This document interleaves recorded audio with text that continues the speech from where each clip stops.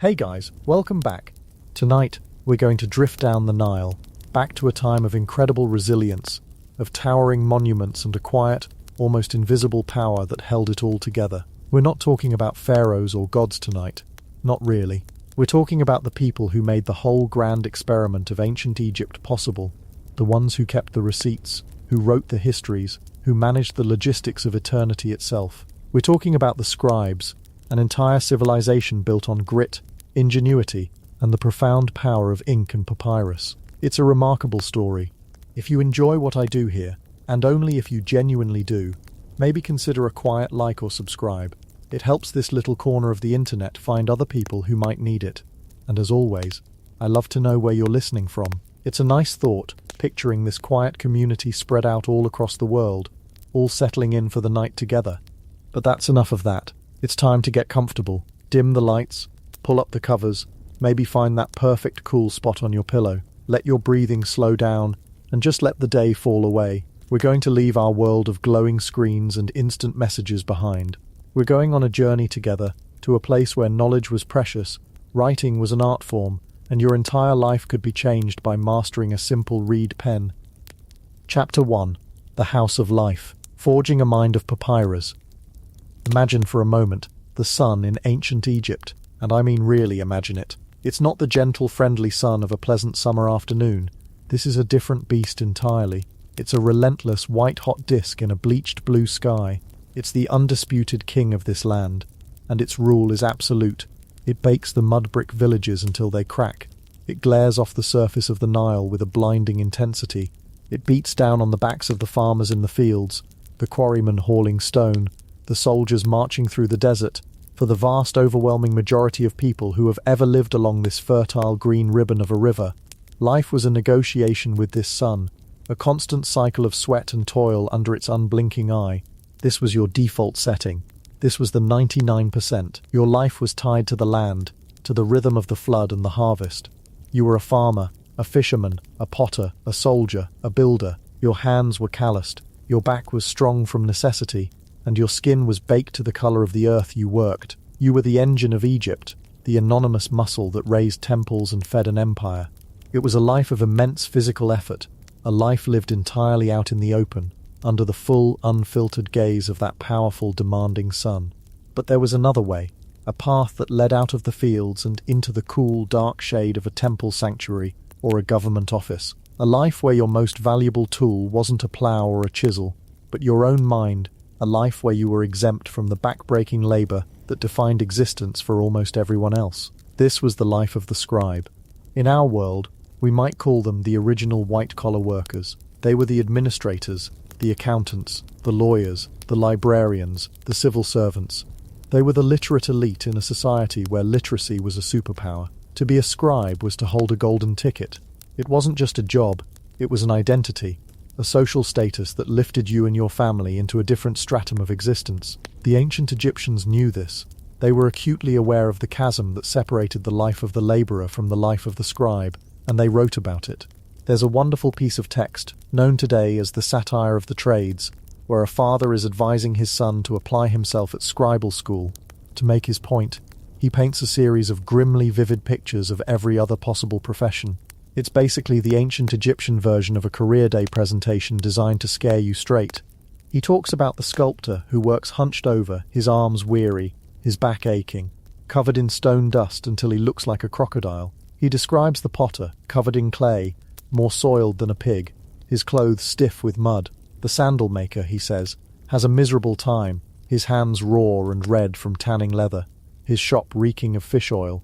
The laundryman has it even worse, spending his days scrubbing clothes by the river, in close and personal contact with crocodiles. And the soldier? The father paints a terrifying picture of a life on the march, drinking foul water, carrying your food and water on your back like a donkey, and facing the constant threat of injury or death in a foreign land. Each description is a small masterpiece of misery. You can almost feel the heat, smell the stench, sense the sheer physical exhaustion of these lives. And then, after this long, depressing catalogue of terrible jobs, the father pivots. But look, he says, the scribe, he directs the work of all. For him there are no taxes, for he pays his tribute in writing. There are no levies for him. Understand this. He concludes with the ultimate sales pitch, a phrase that became a famous proverb in Egypt. Be a scribe. It will save you from toil and protect you from all manner of work. It will spare you from bearing hoe and mattock, so that you do not have to carry a basket. It separates you from rowing with an oar and spares you all torment. In other words, being a scribe was your ticket out of the sun and into the shade. It was a life of the mind, a life of influence and respect. You wouldn't just be another face in the crowd. You would be someone who mattered, someone who recorded the deeds of pharaohs, who tallied the grain that fed the nation, who composed the hymns sung to the gods. You would be a living, breathing part of the machinery of civilization. But this golden ticket wasn't handed out freely. It wasn't a prize you could win. It had to be earned, and the price was your childhood. The journey began young, very young. We're talking about an age when a modern child would be just starting to learn their alphabet, maybe 5, 6, or 7 years old. This wasn't a casual after-school activity. This was a full-time commitment, a career path chosen for a boy by his father, a path that would consume the next 10 to 12 years of his life. It was an immense investment for a family, and it wasn't a path open to everyone. This was no public education system with open enrollment. For the most part, the scribal schools were populated by the sons of the elite, the sons of government officials, high-ranking priests, army officers, and of course, other scribes. It was a self-perpetuating class. If your father was a scribe, the expectation was that you would become one too, carrying on the family tradition and securing its place in the comfortable middle and upper echelons of society. You can almost hear the conversations in those ancient households, the weight of expectation settling on a small boy's shoulders. It was the ancient Egyptian equivalent of a family of doctors expecting their child to go to medical school. However, the system wasn't entirely closed. There was a glimmer of a chance for social mobility, a tiny crack in the ceiling for a boy of exceptional talent from a more humble background. If a boy from a family of artisans or farmers showed a remarkable aptitude, he might catch the eye of a wealthy patron, a local official who could sponsor his education. This was the ancient world's version of a scholarship. It was rare, but it happened. We have records of men who rose from obscure origins to the highest offices in the land, all through the power of their literacy. For these boys, the drive to succeed must have been immense. They weren't just learning to write, they were clawing their way into a different world, carrying the hopes and dreams of their entire family on their small shoulders. Every perfectly formed hieroglyph was a step further away from the sun-baked fields and the potter's wheel. So picture this little boy, barely more than a toddler by our standards, on his first day of school. He leaves his family home, perhaps clutching his father's hand, and walks towards the place where his transformation will begin. This place was known as the Per-Urank, which translates as the House of Life. The name itself is wonderfully evocative, isn't it? The House of Life. It sounds grand, like a hallowed university campus with ivy-covered walls and echoing halls. But we need to adjust our expectations. The reality was likely far more modest. The House of Life wasn't necessarily a dedicated, standalone school building. More often, it was a section of a larger temple complex, a room attached to a government bureau, or even just the home of a master scribe who took on a group of apprentices. Let's step inside with our young apprentice. Forget bright, airy classrooms with colourful posters on the walls. The air inside is cool and dim, a welcome relief from the glare outside. The light filters in through high, narrow windows, slits in the thick mud brick walls designed to keep out the worst of the heat. The room is quiet but not silent. There's a low, persistent hum of activity, the rhythmic scratching of reed pens moving across papyrus, the soft murmur of a teacher dictating a passage, the occasional sharp clap of a wooden ruler against a palm, a sound that makes all the little heads in the room duck down for a moment. The smell is distinctive. It's a mix of dust, the dry, slightly sweet scent of old papyrus scrolls, and the sharp, smoky aroma of the ink. There's probably also the faint, lingering smell of bread and onions from the midday meal. It's the smell of concentration, of discipline, of knowledge being painstakingly hammered into young minds. The students, a dozen or so boys of varying ages, sit on the floor, cross-legged. There are no desks, no chairs. They write on wooden boards propped on their knees, or directly on their lap.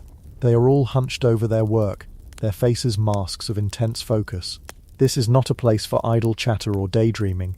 The atmosphere is serious, sober, and deeply disciplined. Fun, you might say, has been politely asked to wait outside.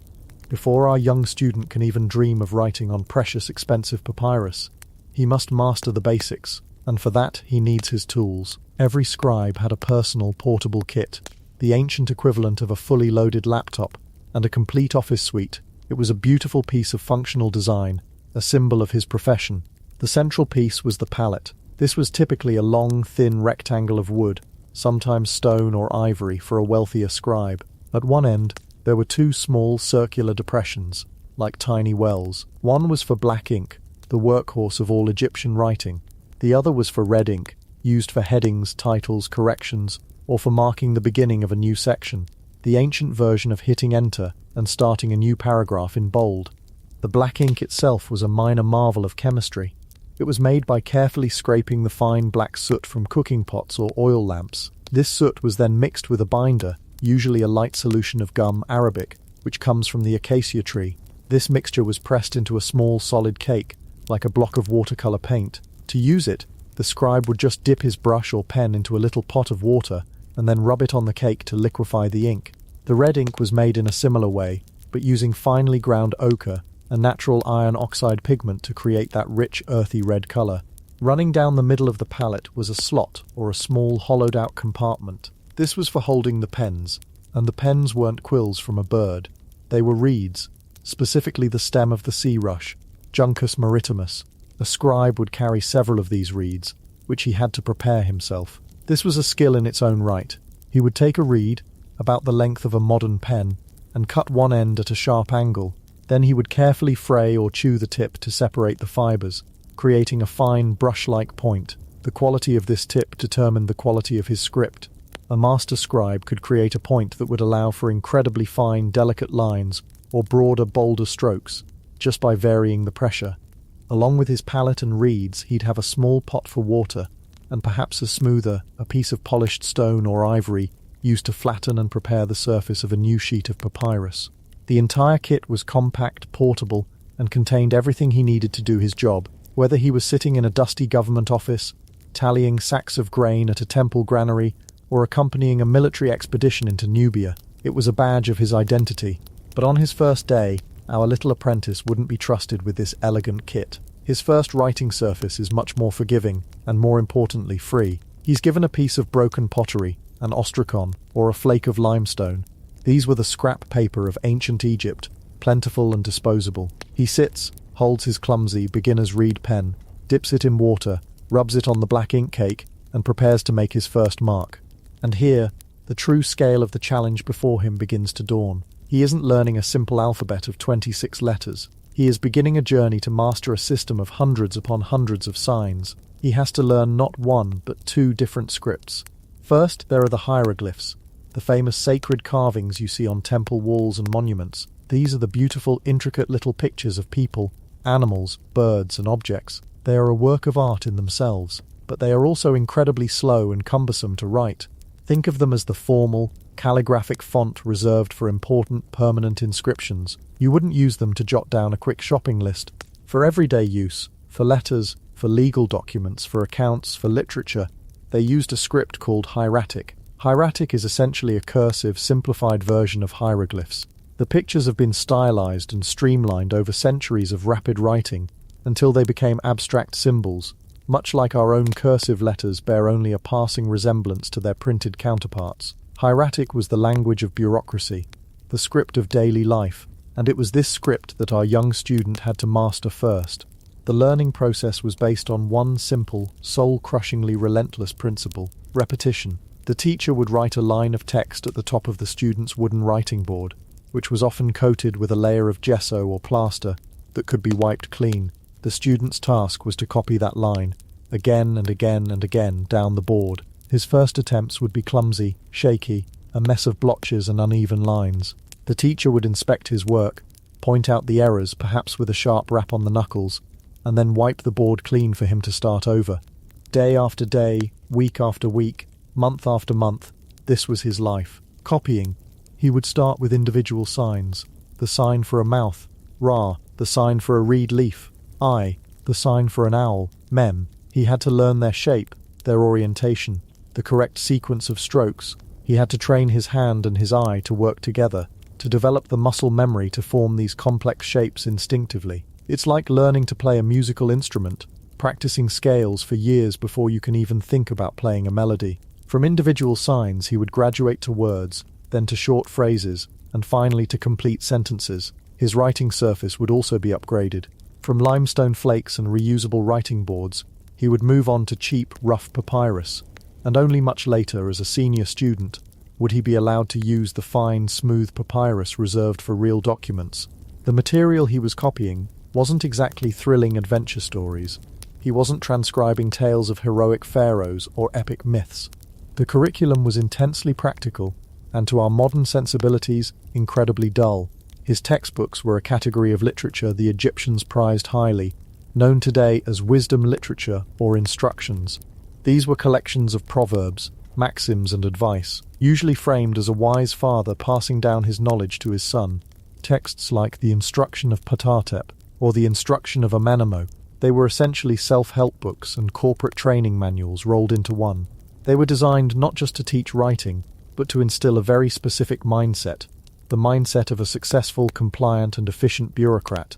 He would spend countless hours copying sentences like, "Do not be proud of your knowledge, guard your tongue from answering your superior, a silent man is better than one who is loud, do not go to bed fearing the morrow, when day breaks, what is morrow like? Man does not know what morrow is like, do not fraternize with the hot-tempered man, nor approach him for conversation." He was absorbing the core values of the Egyptian establishment: moderation, discretion, patience, respect for authority, and a deep-seated conservatism. The goal was to produce a man who would fit seamlessly into the existing power structure, who wouldn't rock the boat, who would perform his duties diligently and without question. He was being programmed, line by copied line, to become a cog in the great machine of the state. Alongside the wisdom texts, the other major component of his curriculum was the copying of model letters. These were formulaic, standardized examples of the kind of correspondence a scribe would have to write in his professional life.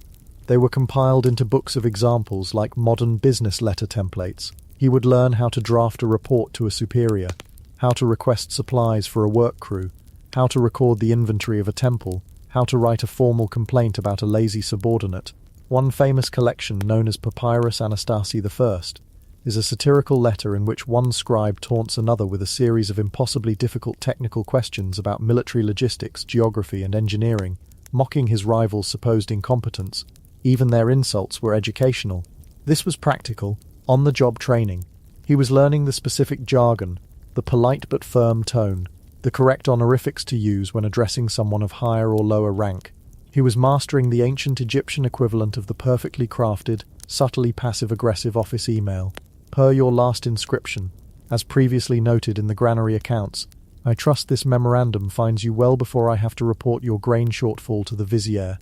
Through this endless repetitive copying of moral maxims and bureaucratic forms, something profound was happening. The boy was being transformed from the inside out. His mind was being structured, organized, and disciplined, just like his handwriting. He was learning to think in an orderly, logical, and hierarchical way. The world was being presented to him as a system of accounts to be balanced, inventories to be tallied, and rules to be followed. It was a slow, deliberate forging of a mind of papyrus. And this forging process was not a gentle one. The educational philosophy of the time was, shall we say, robustly physical. Discipline was strict, and corporal punishment was not just accepted, it was considered an essential part of the learning process. The teachers were not warm and fuzzy facilitators of self-discovery. They were stern taskmasters whose job was to beat knowledge and discipline into their charges. Another famous Egyptian proverb from the time states it bluntly: "A boy's ear is on his back. He listens when he is beaten." The message was clear. Pain was a powerful pedagogical tool. A student who was lazy, inattentive, or made careless mistakes could expect a swift and painful correction. We have texts written by students complaining about their teachers. One writes, "I was confined in the temple. My mother brought me 3 loaves of bread and 2 jars of beer each day. You rose and taught the children. You struck my back and I learnt your teaching." Another, more dramatic account from a school text reads, "Do not be idle. Do not be idle. They will take you and beat you." The ape understands words, but he has to be beaten with a stick. Horses and mares have to be brought to obey with a whip. It sounds brutal to our modern ears, and it was, but from their perspective, it was a necessary part of the process. The state depended on the absolute accuracy and diligence of its scribes. A mistake in an account could lead to a grain shortage and famine. A poorly written royal decree could cause chaos. There was no room for error, and therefore no tolerance for laziness in the boys who were being trained for these vital roles. The beatings were meant to instill a lifelong habit of meticulous care and attention to detail. It was a harsh kindness, designed to save the boy from a life of much harder labor in the fields, and to forge him into a reliable instrument of the state. The constant threat of the cane was a powerful motivator to form your hieroglyphs perfectly, to memorize your texts, and to keep your mouth shut. Day by day, the transformation continued. The clumsy scrawls on the pottery shards slowly evolved into confident, elegant lines of hieratic script. The boy who once struggled to form a single sign could now take dictation, his hand flying across the papyrus. He had memorized hundreds, if not thousands, of signs and words. He had internalized the rhythms of formal prose, the cadences of wisdom literature. He could not only read and write, but he could also do mathematics. He could calculate the volume of a granary, the number of bricks needed for a construction ramp, the amount of food required to feed an army. He was no longer just a child. He was becoming a repository of knowledge, a living database. He was the memory of the state. He could look at a field and not just see crops, but see a taxable yield. He could look at a group of workers and not just see men, but see a list of names, rations, and work assignments. He was learning to see the world through the lens of a scribe, a world of order, measurement, and record-keeping. This journey through the House of Life was a kind of alchemy. It took a raw material, a young boy, and through a long, slow process of heat, pressure, and relentless hammering, it transmuted him into something else entirely. It stripped away the carefree ignorance of childhood and replaced it with the sober, disciplined mind of a bureaucrat. It was a process of confinement and control, of endless repetition and harsh correction.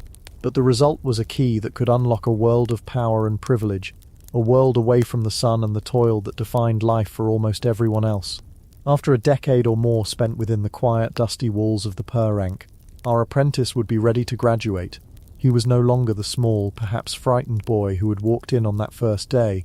He was a young man, poised and literate, his mind filled with the texts, the formulas, and the values of his culture. He had survived the beatings, the boredom, and the endless copying. He had forged a mind of papyrus, a mind ready to take its place in the intricate, enduring bureaucracy of the two lands. His real education, the one that would take place in the offices and archives of Egypt, was about to begin, but the foundation, laid with soot-black ink on countless ostraca and papyrus sheets, was solid. He was ready. He was a scribe. Chapter 2. From Reed to Record. The Scribe's Sacred Toolkit. He was ready. He was a scribe. But to be a scribe is so much more than an idea, more than a title earned through years of rote memorization and the occasional sharp rap of a teacher's cane. It is a physical act. It is a state of being defined by the objects one carries, the tools that become an extension of the hand, the mind, the soul. To be a scribe is to understand the world through a very specific set of textures, scents, and sounds. It is the subtle rasp of a reed pen on a finished sheet of papyrus. It is the earthy, slightly sweet smell of fresh black ink, mixed from soot and acacia sap. It is the cool, comforting weight of a stone palette held in the palm of your hand. His education of the mind was complete, but his education in the tangible, in the craft itself, was just beginning. And that education starts not in an archive, not in a temple, but in the sweltering, buzzing, life-giving marshes of the Nile Delta. Because before the word, there must be a surface. Before the record, there must be something to record upon. And for the ancient Egyptian, that surface was a miracle of biology and ingenuity, a gift from the river itself, papyrus. Let's travel there for a moment, to the Delta. Forget the dry, monumental Egypt of tombs and pyramids you see in pictures. Picture instead a vast, shimmering wetland, a sprawling green fan where the mighty Nile, after its long journey through Africa, finally splinters and dissolves into the great green, the Mediterranean Sea. The air here is thick, heavy with the scent of wet earth, decaying vegetation, and blooming lotus flowers. It's a place of constant humming life. Insects drone in a perpetual chorus. Birds with iridescent feathers call from the dense thickets, and just below the murky surface of the water, crocodiles wait with a patience that can be measured in millennia. And rising from this water, in dense, impenetrable forests, is the papyrus plant, the Cyperus papyrus. It's not a tree, not really a reed in the way we might think of it. It's a sedge, a towering, magnificent thing. It can grow up to 16 feet high, a slender, triangular green stalk, topped with a feathery, sunburst-like cluster of filaments. From a distance, a papyrus thicket looks like a soft, blurry green wall. Up close, it's a fortress of tough, resilient stalks. This is where our journey begins, with the harvest. Teams of men, their skin slick with sweat and river water, would wade into these thickets. It was not pleasant work. The water was teeming with things you'd rather not think about, and the air was a physical presence, a humid blanket that never lifted. They moved with a practiced economy, seeking out the mature stalks, the ones with the ideal thickness and height. They would cut them low, near the submerged root system, the blade making a satisfying watery schluck sound as it sliced through the stalk. The harvested reeds would be bundled together, great green sheaves of potential, and floated or carried back to the workshops that dotted the riverbanks. This wasn't just farming. This was the first step in the supply chain of civilization. Without these men wading through the muck, there are no tax records, there are no medical texts, there is no Book of the Dead. The entire administrative and spiritual infrastructure of the kingdom begins here, with the harvest of a swamp plant. Back at the workshop, the real alchemy begins. A freshly cut papyrus stalk is heavy with water, its tough green outer rind protecting a core of soft white pith. The first job is to get rid of that rind. It's peeled away in long fibrous strips, revealing the precious material within. The pith is a marvel. If you were to slice the stalk crosswise, you'd see it's not solid but a matrix of vascular bundles and air pockets, almost like a natural styrofoam. It's this structure that gives papyrus its unique properties. The next step is the most critical, the one that separates a master craftsman from a novice. The pith must be sliced into impossibly thin, translucent strips. A worker would take a length of the pith and, with a sharp bronze or obsidian knife, begin to slice along its length. The goal was to create strips that were as wide and as uniform as possible. The finest paper, the kind destined for a pharaoh's decree or a high priest's sacred text, came from the very center of the stalk, where the pith was at its most consistent. It was delicate, high-stakes work. One slip of the knife, one moment of inattention, and a perfect strip could be ruined. It's the ancient equivalent of slicing prosciutto, requiring a touch and a feel for the material that could only be learned through years of practice. Once you have a pile of these pale, damp and floppy strips, the construction can begin. A worker would lay down a wet cloth on a hard, flat surface, usually a large stone slab. Then, one by one, he would place the papyrus strips side by side, overlapping them just slightly. This was the first layer. Then he would create a second layer on top of the first, but this time with the strips running at a 90-degree angle, creating a crosshatch pattern, a woven mat of plant fiber. This is the moment of magic. The strips are still damp, and as they are arranged, the craftsman would sprinkle them with a little more Nile water. He wasn't adding glue, he didn't need to. The papyrus plant itself contains a sticky, sugary sap, a natural adhesive that under pressure would bind the fibers of the two layers together into a single cohesive sheet. Now comes the pressure. The newly formed sheet, still a fragile, wet mat, would be covered with another cloth, and then a heavy stone slab would be lowered on top of it. Early on, it was just the immense weight of the stone that did the work. Later, they developed more sophisticated screw presses, capable of exerting enormous, even pressure across the entire sheet.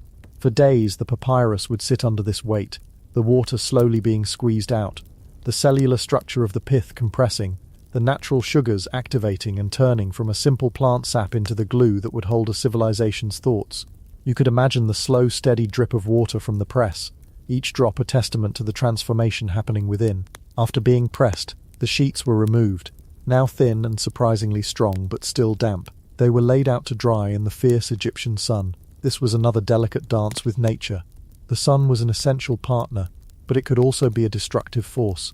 Too much direct heat, and the sheet could curl and warp, becoming brittle and useless. The craftsman had to know just where to place them, perhaps in a shaded but well-ventilated area, to allow for a slow, even drying that would set the bonds without damaging the material. The sheet that emerged was not quite the paper we know. It was stiff, a pale cream or off-white colour, and its surface, despite the pressing, was still slightly rough. You could feel the texture of the individual strips, the faint ridges where they overlapped. To write on this would be a frustrating experience. The ink would bleed, and the pen would catch on the fibres, so the final stage was polishing. This was a finishing touch, a meditative, repetitive act of refinement. A worker would take a burnisher, a smooth, rounded stone, perhaps a pebble from the Nile's own bed, or a piece of ivory, or even the smooth side of a large shell, and begin to rub it across the surface of the papyrus sheet. Back and forth, with firm, even pressure. The motion would flatten the remaining fibers, close the pores on the surface, and create a wonderfully smooth, almost glossy finish. You can imagine the sound, a soft, rhythmic shush filling the workshop, the sound of raw material becoming a finished product. The surface became inviting, seductive, ready to receive the ink. A single sheet, called a kalema, was useful for letters or short contracts, but for longer texts, a literary work, a government ledger, the sacred spells for the afterlife, you needed a scroll. To create one, individual sheets were joined together. A thin, starchy paste, likely made from flour and water, was applied to the edge of one sheet, and the next sheet was laid on top, overlapping by about a half-inch. They were always joined the same way, so that the horizontal fibers of the top sheet faced forward, providing a smooth path for the scribe's hand to travel across the seam. A standard scroll might be made of 20 such sheets, creating a document that could be over 30 feet long when unrolled. The finished scroll would be rolled up, sometimes around a wooden dowel, with the polished horizontal fibered side facing inwards to protect it. It would then be tied with a strip of linen, and perhaps placed in a clay jar or a leather case for storage. Think about that for a moment. Every single scroll in a vast temple library or a government archive represented this entire laborious process. From the men wading in the delta marshes, to the slicers with their delicate knives, to the pressers and the polishers with their smooth stones. It gives you a new appreciation for what it meant to write something down. It wasn't a casual act. The very material was imbued with immense human effort before a single word of divine text or a single tax receipt was ever written on it. The medium truly was the message, and the message was one of order, effort, and the power of human hands to transform a simple swamp plant into the foundation of eternity. Now, our newly graduated scribe, having received his first official assignment, would not be making his own papyrus. That was the work of specialized craftsmen. He would be issued his supplies. He would be given a fresh scroll, or perhaps several prepared sheets. He would unroll it, and the scent would hit him, a dry, slightly sweet, earthy smell. He would run his hand over the polished surface, feeling the faint, almost imperceptible lines of the joined strips beneath his fingertips. This was his canvas. But a canvas is nothing without paint, and so we turn to the second pillar of the scribe's craft, the ink. To our modern eyes, ink is a simple, ubiquitous fluid. It comes in disposable cartridges and plastic bottles. We give it no thought. To the Egyptian scribe, ink was a substance of profound power. It was the material that gave voice to silence, permanence to memory, and like the papyrus, it was created from the most basic of elements.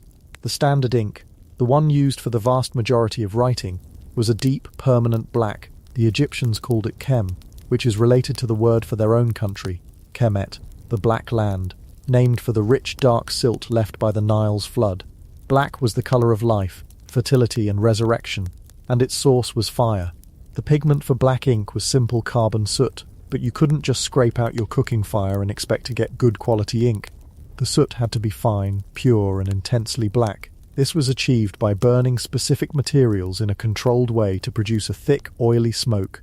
Perhaps it was the smoke from oil lamps burning sesame, or other vegetable oils, or the smoke from burning certain types of resinous wood. The smoke would be collected on a cool surface, perhaps a metal plate, or a ceramic pot held over the flame. Over time, a delicate feather-like layer of pure black carbon dust would accumulate. This dust was then carefully scraped off. It was an impossibly messy job. The slightest breeze, a sudden sneeze, could send a cloud of potential ink billowing into the air, staining everything it touched. If you think a leaking pen is bad, imagine working with powdered industrial-grade soot. But the powder alone is not ink. It has no substance, no ability to stick to the papyrus. It needs a binder, a glue to hold it together and make it adhere to the writing surface. For this, the Egyptians turned to another natural product, gum arabic. This is the hardened sap of the acacia tree, a hardy, thorny tree that thrives in the arid Egyptian landscape. Workers would score the bark of the acacia, and a sticky, amber-coloured sap would ooze out. This sap would dry in the sun, forming hard, glassy lumps or tears. These lumps were collected, and they could be ground down into a fine powder. The creation of ink was now a simple act of chemistry. performed on the scribe's own palette. He would take a small amount of the fine black soot and a pinch of the powdered gum arabic. He would mix them together in a small depression on his palette. Then, with a finger or a small stick, he would add a drop of water. He would begin to stir, grinding the particles against the stone. The dry powders would transform. The water would activate the gum arabic, turning it into a viscous, sticky liquid that would capture and suspend the millions of tiny carbon particles. He would continue to mix and grind until he had a smooth, consistent liquid ink. The consistency was everything. Too thin, and it would be watery and pale on the papyrus, likely bleeding into the fibers. Too thick, and it wouldn't flow from his pen. He had to learn the perfect ratio by feel, by sight, by experience. The result was a permanent, waterproof, light-fast ink. Once it dried on the papyrus, the carbon particles were physically embedded in the surface, trapped there by the hardened gum Arabic binder. It did not fade, it did not wash away. The words he wrote with this humble mixture of soot, sap, and water were designed to last for eternity, and, as the museums of the world can attest, they very often did. But black was not the only colour in the scribe's arsenal. There was another, used with care and purpose, a colour that broke the monotony of the black text and drew the eye with its vibrancy: red. Red ink, or dessa, was made not from soot but from a mineral.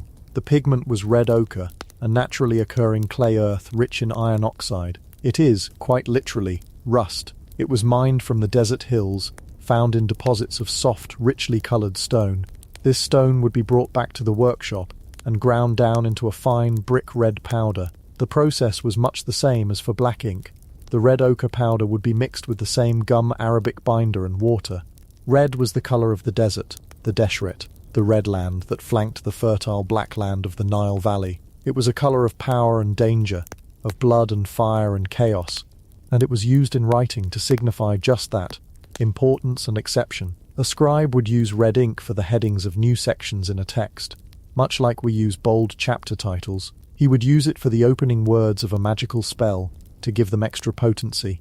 In accounting ledgers, he would use red to mark totals or to note deficits. In medical texts, the names of dangerous diseases or the measurements for potent ingredients in a prescription might be written in red. He even used it to draw the neat horizontal lines that guided his writing, creating a framework for his black text. Red was the ancient world's highlighter, its bold font, its warning sign. It was the colour of emphasis. For convenience, a scribe wouldn't mix a fresh batch of liquid ink every single time he sat down to write. The mixed paste of pigment and binder would often be poured into a small mould and left to dry, forming a solid cake of ink, very much like a modern block of watercolour paint. One cake of black, one cake of red. These solid cakes were stable, portable, and would last for a very long time. When the scribe needed to write, he would simply dip his wet pen into a water pot and then rub the damp tip onto the ink cake. The water would dissolve a small amount of the dried ink, loading the pen with fresh, ready-to-use colour. This ingenious system leads us to the heart of the scribe's personal equipment, his sacred toolkit. The primary tool, the object that more than any other symbolised his profession, was the palette. In fact, the hieroglyph for scribe, and for the act of writing, is a beautiful, concise picture of the scribe's kit. A palette, a small bag or pot for water, and a case for his pens, all tied together. His identity was his equipment. The typical scribe's palette was a long, narrow rectangle of wood, or sometimes ivory for a high-ranking official. At one end, there were two circular depressions, two small wells carved into the surface. One of these would hold his cake of black ink, the other his cake of red. They sat there, ready and waiting, the two fundamental colours of his trade. The main body of the palette was often a hollowed-out channel with a sliding lid, or sometimes just a simple slot designed to hold his collection of reed pens. It was an all-in-one device, a masterpiece of efficient design. It was his keyboard, his inkwell, and his pencil case, all in one elegant, portable package. He would carry it with him everywhere. It was his badge of office, a clear and visible sign to everyone he met that he was a man of learning, a man of importance, a member of the literate elite. And what of the pens he kept in that palette? They were not quills from a bird, nor were they sharpened pieces of wood. Like the papyrus itself, his pens came from the riverbanks. They were made from a specific type of reed, Juncus maritimus, or the sea rush. Scribes would search for the perfect stalk, one with a diameter of just a few millimeters that was straight and strong. Preparing a new pen was a personal ritual. The scribe would take a length of this reed, perhaps about 6 to 10 inches long. With a sharp knife, he would cut one end at a steep oblique angle, creating a point. But he didn't stop there. An Egyptian scribe did not write with a sharp, pointed nib. Their writing was more akin to painting, so he would take the newly cut tip and gently chew on it, or perhaps mash it lightly with a small stone. This would fray the fibers at the very end, separating them to create a tiny, brush-like tip. This small detail is profoundly important. It dictated the entire aesthetic of Egyptian writing. The brush-like tip allowed the scribe to make broad, fluid strokes for the body of a hieroglyph, and then use the very edge of the brush for fine, delicate lines. It was a versatile tool, capable of creating the bold forms of hieratic script or the intricate pictures of formal hieroglyphs. Each scribe would have his own preference for how to trim and shape his pens. He might have several in his palette, each with a slightly different tip for different tasks, a broader brush for filling in large areas, a finer one for delicate details. The pen was not a disposable object, but a tool to be cared for, to be understood, and to be shaped to the user's own hand. The feel of it, light and balanced, would become as familiar to him as his own fingers. Completing the kit were the essential accessories. A scribe always had a small water pot, a simple vessel of clay or stone. This was his solvent, used to moisten his ink cakes, and to clean his pens after a day's work. He would also have his burnisher, the same kind of smooth stone or ivory tool used to polish the papyrus in the workshop. He might use it to give a final polish to a section of the scroll before he began writing, or to smooth out any small imperfections he found. And this burnisher had another, crucial function. It was his eraser. There was no undo button in ancient Egypt. A mistake made in permanent black ink was a serious problem. If the ink was still wet, he might be able to smudge it away with a damp cloth, but this often left a mess. For a dried mistake, the only solution was a physical one. He would take his burnisher, or the edge of a sharp knife, and very, very carefully begin to scrape the surface of the papyrus. He would be abrading the top layer of the material, physically removing the ink-stained fibers. It was a delicate, nerve-wracking process. If he scraped too hard, he could create a hole, ruining the entire sheet. If he succeeded, he would be left with a roughened, thinned area on the scroll, a ghostly scar where the mistake used to be. He would then use his burnisher to smooth the damaged area as best he could, before attempting to write over it. Every scribe lived in fear of making such a mistake, especially on an important document. The permanence of the medium demanded absolute concentration and precision. So let us picture him now, our scribe, ready to begin his work. He is sitting cross-legged on the floor, or on a low stool. The Egyptian climate allows him to work outdoors in a shaded portico, or inside a cool mud brick office. He has his papyrus scroll laid across his lap, held taut by his left hand. In his right hand he holds his palette, gripping it firmly. His reed pens are in their slot, and the cakes of black and red ink are ready. His little water pot sits on the floor beside him. He is about to make a record of grain deliveries to the temple granary. He unrolls the scroll to a fresh section. He dips his finest reed pen, the one with the perfectly frayed brush tip, into his water pot. The pen darkens with moisture. He then swirls the damp tip on the cake of black ink. He watches as the solid blackness dissolves, loading his pen with rich, dark potential. He lifts the pen, and for a moment it hovers over the pale, creamy surface of the papyrus. Then it touches down. There is a soft, almost inaudible whisper as the ink-laden fibers of the pen meet the polished fibers of the papyrus. The ink flows, drawn from the pen by capillary action, a perfect, clean black line. He moves his hand with a confidence born of a decade of practice. His movements are not the small, cramped motions of a modern writer using a ballpoint pen. His whole arm moves, a fluid, graceful gesture from the shoulder. He is not writing words so much as he is painting concepts. Each hieroglyph is a tiny, perfect picture, a combination of broad strokes and fine lines. He works with a steady rhythm, a practiced cadence. Dip in the water, load from the ink cake, paint a few symbols, repeat, dip, load, paint, dip, load, paint. It is a meditative, focused process.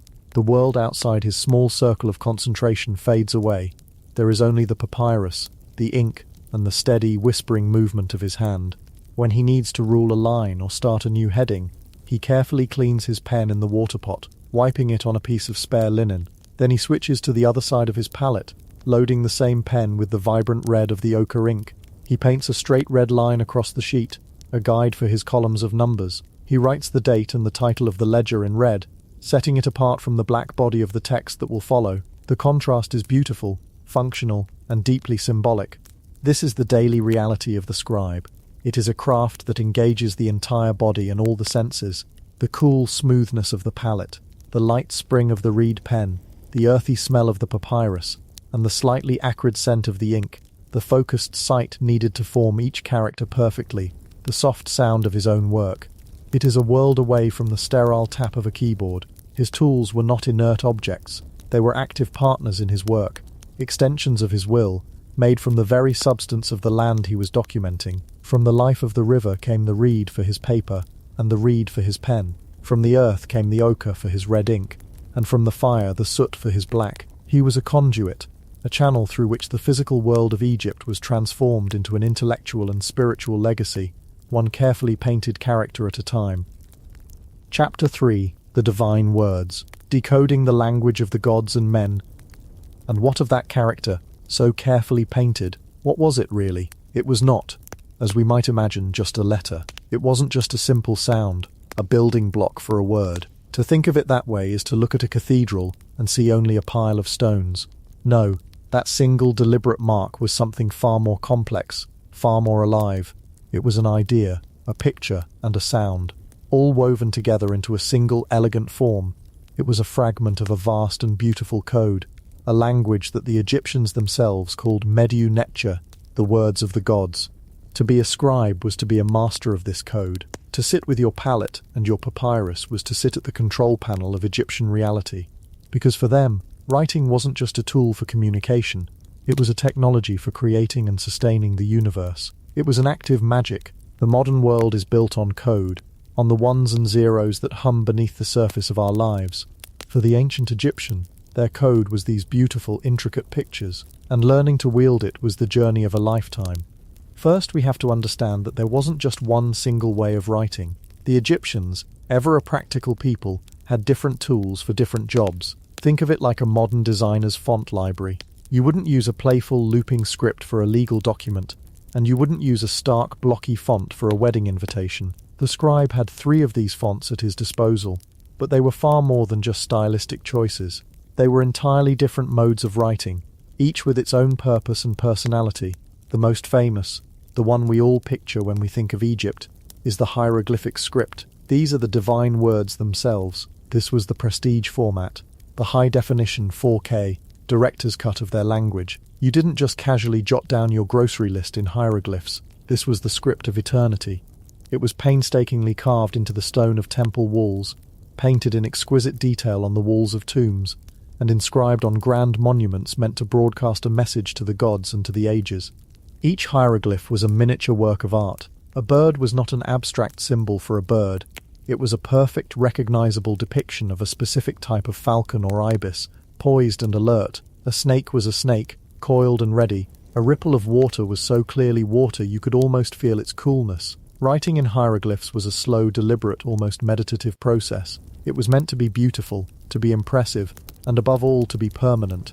When you carved a king's name in hieroglyphs on a granite obelisk, you were not just labeling it, you were embedding his essence, his power, and his story into the very fabric of the cosmos, ensuring his existence for millions of years.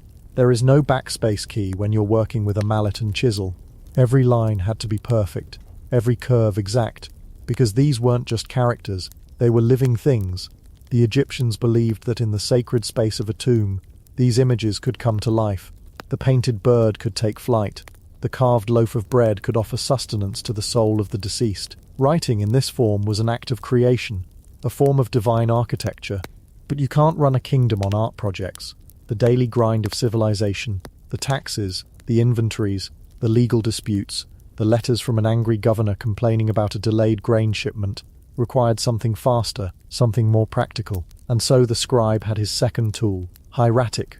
If hieroglyphs were a formal oil painting, hieratic was a rapid charcoal sketch. It was the cursive, flowing, everyday script of ancient Egypt. Developed from the hieroglyphs, it was a streamlined, abbreviated version, where the beautiful little pictures were simplified into quick, efficient strokes of the reed pen. The proud falcon might become a couple of deft flicks of the wrist. the intricate basket, a simple looping shape. This was the language of Papyrus, the workhorse of the administration. This is what our scribe would have spent most of his days writing. He would sit, legs crossed, a roll of papyrus across his lap, and his hand would fly. He would be taking dictation from an official, his pen a blur of motion. He'd be drafting a legal contract, the hieratic script capturing the complex clauses of the agreement.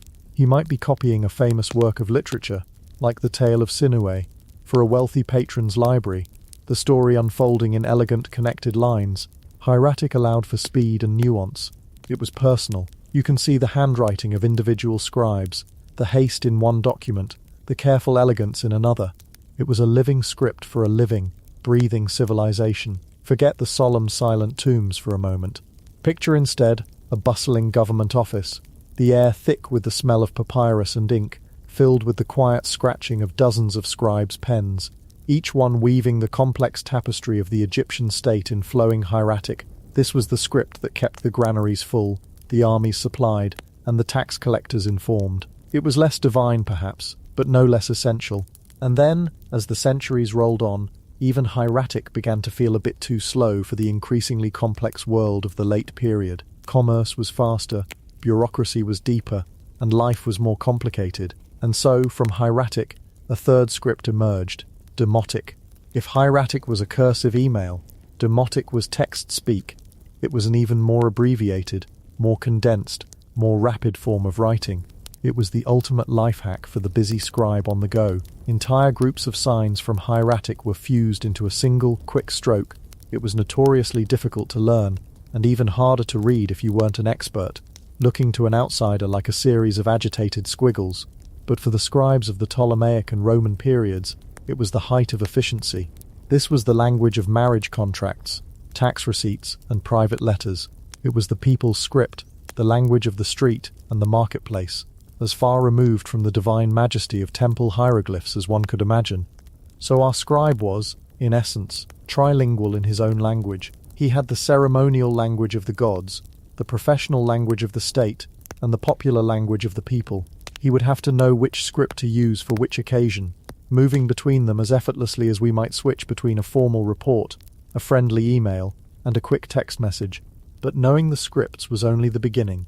The real magic, the real complexity, lay in how they worked. Our alphabet is at its heart a simple system. A couple dozen letters, each representing a sound. You string them together to make words. It's wonderfully efficient. The Egyptian system was, well, it was something else entirely. It was a puzzle, a work of art, and a philosophical statement all at once. It operated on 3 levels simultaneously. The first level is the one that seems most obvious to us. These were logograms, or word signs. This is the what you see is what you get part of the language. A drawing of a sun could simply mean the word sun. A picture of a man walking could mean to walk. A stylized drawing of a house could mean house. It's simple, pictorial, and intuitive. If you were designing a language from scratch, this is probably where you would start. But you can't draw a picture of love, or belief, or sadness. To express the full, complex range of human thought, you need more than just pictures of things. And this leads to the second and most ingenious level of the system, phonograms, or sound signs. This was the great conceptual leap. The Egyptians realized that they could use a picture of a thing to represent not the thing itself, but the sound of the word for that thing. This is the famous rebus principle. It's like if I were to draw a picture of a bee and a picture of a leaf. You wouldn't read it as an insect and some foliage. You would sound it out, bee leaf, and understand it as the word belief. The Egyptians did this with breathtaking cleverness. For example, the word for mouth in their language was ro, so the hieroglyph of a mouth could be used not just to mean mouth, but to represent the r sound in any other word. The hieroglyph for a simple reed mat, which sounded like p, came to represent the p sound. The sign for water, nu, became the sound for nen. Suddenly, the entire universe of language opened up. They now had a way to write abstract concepts, proper names, or anything that couldn't be easily drawn. They could spell out a word, sound by sound, using these picture phonograms. They developed a full set of these single consonant signs, effectively creating an alphabet of about 24 characters that was embedded within the larger hieroglyphic system. So why didn't they just abandon all the other pictures and use this simple alphabet? Because that would have been far too simple. and it would have stripped the language of its depth, its beauty, and its sacred connection to the created world. The pictures mattered. The connection between the sound and the original image was never truly lost. But this elegant system created a new problem. If the picture of a mouth can mean the actual word mouth, or it can mean the sound ra, how on earth do you know which one the writer intends? How do you avoid complete and utter confusion?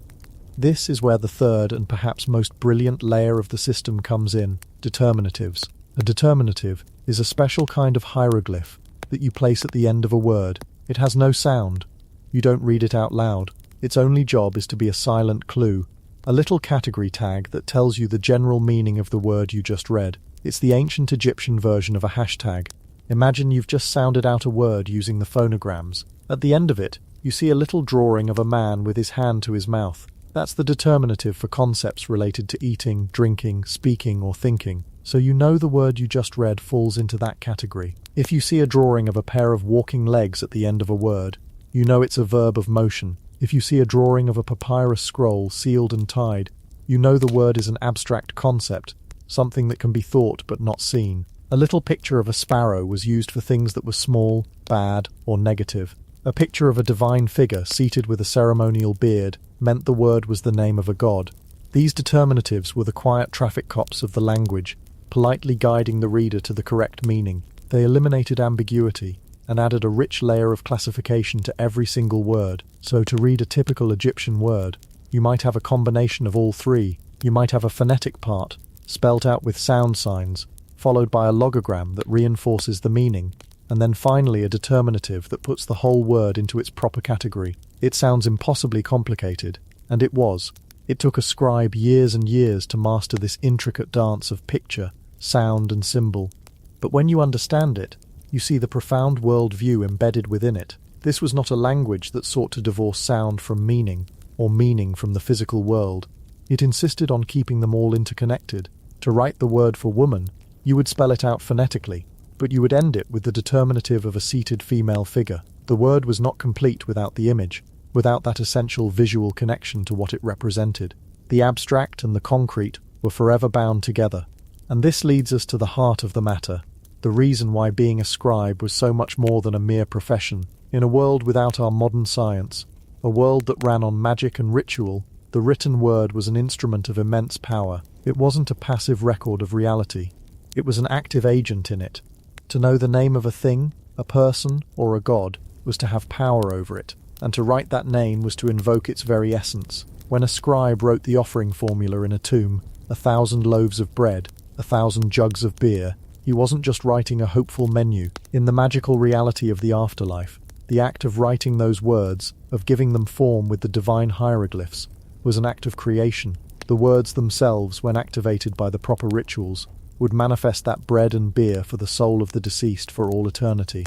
The scribe wasn't just a record keeper, he was a cosmic caterer. This belief permeated everything. The walls of temples were covered in hieroglyphs not just for decoration, but because they were functional. They were hymns to the gods that by their very existence on the wall perpetually sang the gods' praises.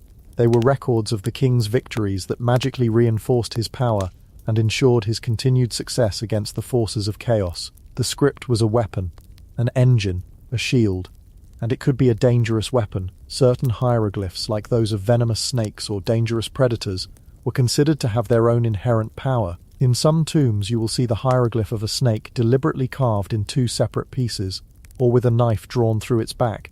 The scribe who carved it feared that the complete, perfect image of the snake might magically come to life in the tomb and harm the deceased. So they deactivated it. They ritually killed the sign itself, neutralizing its power while still allowing it to function as part of the written word.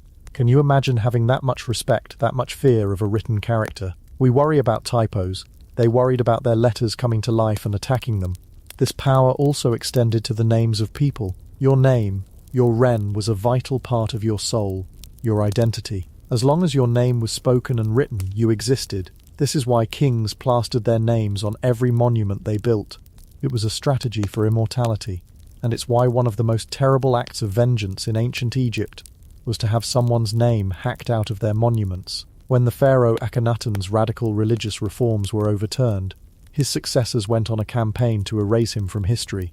They sent teams of men with chisels to every temple and monument he had built, with the specific task of finding his name carved in its royal cartouche and obliterating it, chipping it away until nothing remained. This was not just political vandalism, it was a ritual murder, an attempt to destroy his soul in the afterlife, to make it as if he had never been, and the scribe, the master of words, was the one who would have guided this process, pointing out the divine characters that needed to be sent into oblivion. So our scribe, sitting quietly with his papyrus, was a gatekeeper of eternity. He battled against the greatest enemy of the Egyptian worldview, Isfet, or chaos, which included the ultimate chaos of being forgotten. Oblivion was a conscious, hungry force, always waiting to swallow up memory and existence. Every tax record our scribe filed was a small act of imposing order on chaos. Every king list he copied was a reinforcement of the divine lineage, a bulwark against the dark, and every funerary text he carefully penned for a tomb was a direct assault on the void, a map and a book of spells designed to navigate the soul safely past the perils of the underworld and into the eternal peace of the field of reeds. He was a technician of the sacred. He understood that the curve of a bird's wing in a hieroglyph was not just a line but a concentration of divine energy. He knew that the combination of signs was a kind of chemical formula for reality itself. He wasn't just writing down what happened, he was ensuring that it would continue to happen, forever. His tools, the reed and the pigment, were humble, but his work was cosmic in scope. He was holding back the tide of nothingness, one carefully painted character at a time, and in the quiet of his office, or in the sacred space of a tomb, he would dip his brush, and with a steady hand write the words of the gods, weaving the very fabric of existence. Chapter 4. The Weight of the State, Bureaucracy, Law, and Daily Toil. And sometimes, weaving the very fabric of existence meant counting sacks of barley, a lot of sacks of barley. It turns out that holding back the tide of nothingness is less about grand cosmic gestures and more about meticulous, unending administration. The cosmic scope was the ultimate goal, yes, but the day-to-day reality of the scribe was far more grounded. He was the vital cog in a machine so vast, so ancient, that it seemed less a government and more a force of nature in itself. The Egyptian state, this great beast, the state, was perpetually hungry. It craved order, it craved information, and most of all, it craved resources. And the scribe was the one who fed it. He was the central nervous system of the kingdom, transmitting signals from the sun-drenched fields to the perfumed halls of the palace, from the chaotic barracks of the army to the silent, sacred treasuries of the temples. His work was not always glorious. In fact, it was rarely glorious. It was repetitive, methodical, and often deeply, profoundly mundane. But in its totality, it was the very thing that allowed Egypt to endure for 3,000 years. It was the ink in the veins of the nation.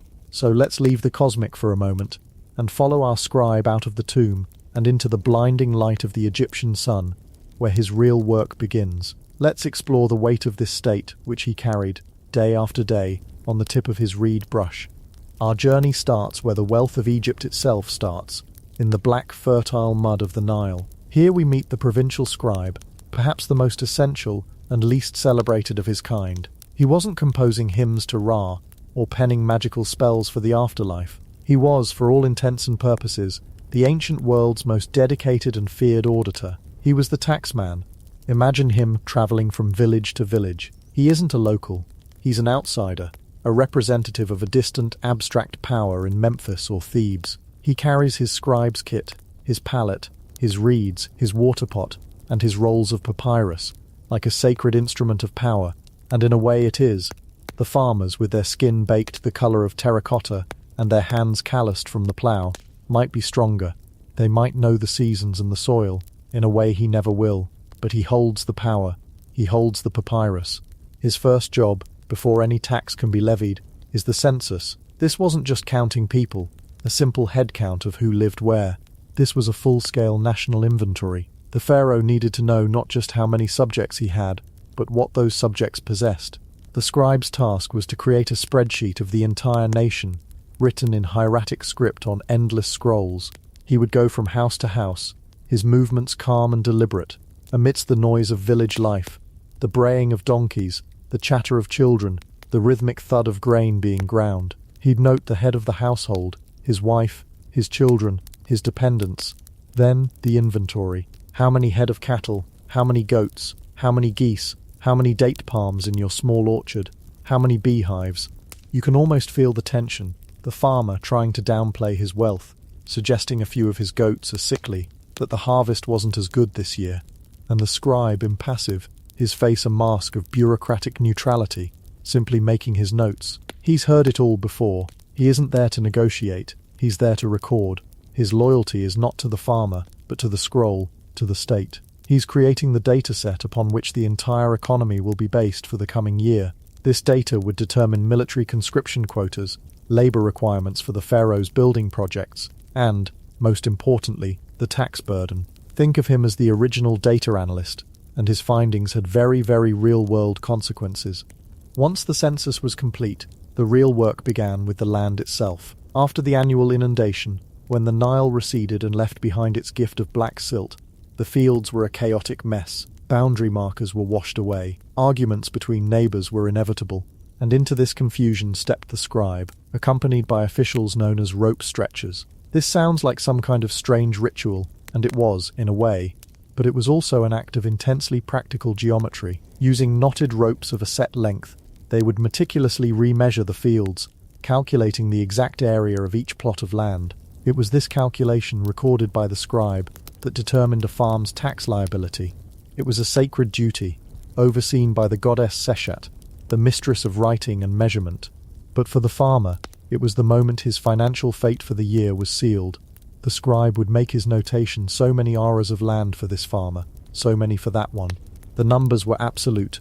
And then came the harvest. This was the climax of the provincial scribe's year. He wouldn't be helping with the reaping, of course.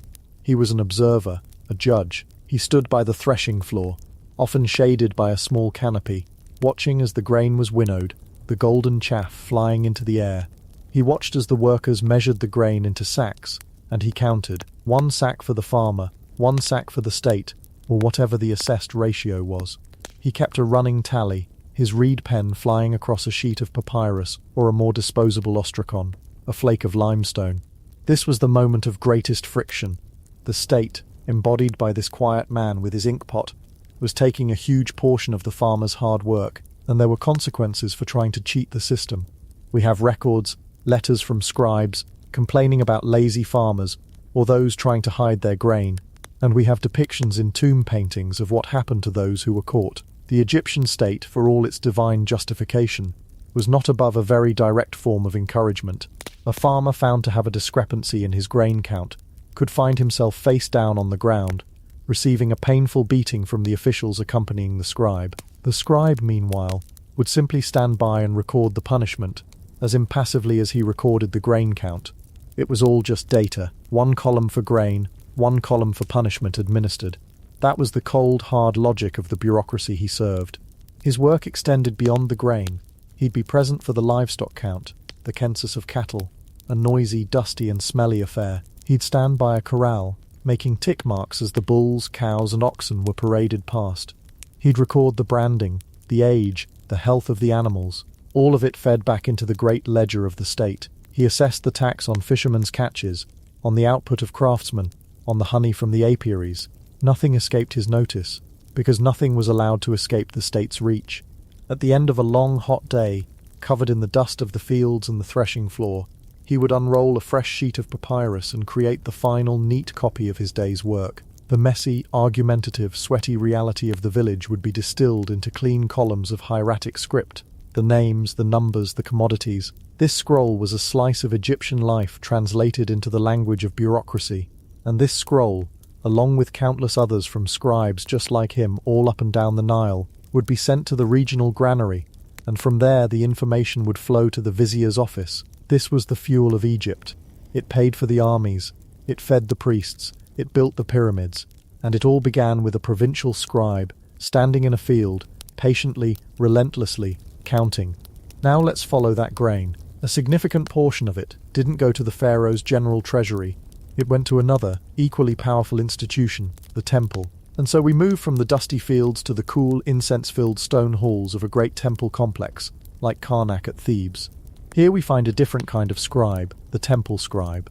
His world is one of ritual, theology, and divine order, but you'll quickly find that he, too, is fundamentally an accountant. He's just auditing the gods, The great temples of Egypt weren't just places of worship. They were massive economic engines. They were some of the largest landowners in the kingdom, with their own farms, herds of cattle, workshops and fleets of boats. They were, in modern terms, vast, tax-exempt multinational corporations with the gods as their board of directors, and the high priest was the CEO. But the day-to-day running of this divine enterprise fell to the scribes. Our temple scribe's office, his Permedjet, or House of Scrolls, was the administrative heart of the temple. It was a library, an archive, and an accounting firm all in one. Here, he managed the temple's vast and complex assets. His primary task was inventory, endless, meticulous inventory. If you find modern inventory management soothing in its orderliness, you would have loved a career as a temple scribe. Imagine him in the temple treasury, a secure, windowless room filled with chests and jars.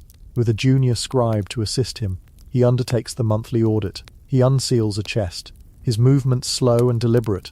Inside, glittering in the faint light of a flickering oil lamp, are objects of gold and lapis lazuli, ritual vessels, pectorals for the statue of the god, ceremonial daggers. He doesn't see their beauty or their sacred power. He sees items on a list. He carefully lifts each one out, checks it against his papyrus roll. One golden chalice in the form of a lotus flower, inlaid with carnelian, weight 3 deben, check. One pectoral of Ammon, lapis lazuli, and gold foil, check. He is ensuring that nothing has been stolen, nothing has been misplaced. The gods are perfect, but the humans who serve them are not. His job is to impose perfection on the material world of the temple. He moves on to the storerooms for offerings. Here, the air is thick with the scent of dried herbs, myrrh, and honey. He counts the jars of sacred oils, noting their quality and origin. He counts the bolts of fine linen, destined to be used as clothing for the cult statue of the god. He counts the sacks of incense, the loaves of ritual bread, the jars of beer and wine. All of it has been brought to the temple as offerings, or produced on the temple's own estates. It is his job to know, at any given moment, exactly what the temple owns. This wasn't just about preventing theft, it was about ensuring that the daily rituals, the lifeblood of the temple, could continue without interruption. The god had to be fed, clothed, and anointed every single day in a precise, unchanging ceremony. If the scribe mismanaged the inventory and they ran out of the correct grade of incense, that was a cosmic problem. The order of the universe, Matier, could be disrupted. So his inventory list was, in its own way, as important as the high priest's prayers. He was also the temple's human resources manager. The temple employed hundreds, sometimes thousands of people, priests of various ranks, artisans, farmers, brewers, bakers, guards, and cleaners. The scribe was responsible for the payroll. He kept the roster of all employees and managed their payment in the form of grain, beer, oil, and cloth, the standard wages of ancient Egypt. He had to calculate what each person was owed based on their rank and the work they performed. He then authorized the distribution from the temple granaries and storehouses. If a stonemason working on a new pylon didn't get his proper bread ration, he would complain to the scribe. The scribe was the one who had to deal with labor disputes, promotions, and retirements. Beyond these practicalities, the temple scribe had duties that were more deeply connected to the sacred function of his workplace. He was the keeper of the sacred texts. In the temple library, he curated and copied the great religious compositions, the Book of the Dead, the pyramid texts, hymns to the gods, and detailed manuals on how to perform rituals. This was not a job for innovation. Accuracy was paramount. A single mistake in copying a spell could render it useless, or worse, dangerous. He was a human photocopier, tasked with preserving ancient knowledge with perfect fidelity. He'd sit cross-legged, a fresh roll of high-quality papyrus across his lap, and painstakingly copy an older, perhaps crumbling text, his hand steady, his concentration absolute. The world outside, with its noise and its politics, faded away. There was only the text, the ink, and the sacred duty of preservation.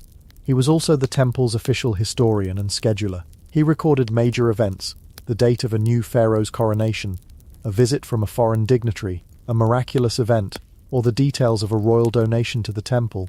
He maintained the temple calendar, which was a complex document tracking religious festivals, auspicious days for certain activities, and inauspicious days when it was best to do nothing at all. He knew which star constellations corresponded to which hours of the night, ensuring that nocturnal rituals were performed at the precise cosmically aligned moment. In this role, our scribe was a gatekeeper of knowledge. He was literate in a world that was overwhelmingly not. He understood the complex interplay of economics, ritual, and history that made the temple function. The high priest might be the public face of the temple's power, but the scribe was its memory, its conscience, and its engine room. He was the one who made sure the abstract faith of the people was backed by the solid, tangible assets of a well-run institution. He ensured that the gods not only received their prayers, but that their books were always perfectly balanced. From the sacred order of the temple, let's now pivot to a world of disciplined chaos, the military. Here, amidst the clamour of marching feet, the clang of bronze on bronze, and the harsh commands of officers, we find yet another specialist, the military scribe. If the provincial scribe was an auditor, and the temple scribe an accountant, the military scribe was the ultimate project manager and supply chain expert. He was the reason an Egyptian army could function as a coherent force rather than just a disorganized mob. The military scribe's position was a peculiar one. He was a part of the army, but not truly of it. He wore the same linen kilt as the soldiers. He marched with them under the brutal sun. He ate the same rations, and he faced the same dangers on a foreign campaign. But he did not carry a spear or a shield. His weapon, as always, was his palette, and in many ways it was more powerful than any weapon. While a general might win a battle, it was the scribe who enabled the army to get to that battle in the first place. Napoleon famously said that an army marches on its stomach. The military scribe was the one who filled that stomach. His primary role was logistics, pure, unglamorous, absolutely critical logistics. Before any campaign, he was a whirlwind of activity in the armories and supply depots. His job was to equip the army. He was in charge of the master list. How many infantrymen in this division? Each one requires 1 spear, 1 shield, 1 dagger, 2 kilts, and a pair of sandals. He would stand with his papyrus roll, making check marks as the equipment was handed out. Squad of 10, under the command of IPU. 10 spears, check. 10 shields, check. He'd check the quality of the weapons. A spear with a cracked shaft was a liability. He'd note it and order a replacement. He was the quality control officer for the entire military machine. Then came the food. This was a logistical nightmare. An army of, say, 5,000 men on a 2-month campaign into Nubia or the Levant. How much food do they need? The scribe had to calculate the daily ration per soldier, typically a set amount of bread and a couple of jugs of beer, and then multiply that by the number of soldiers and the number of days.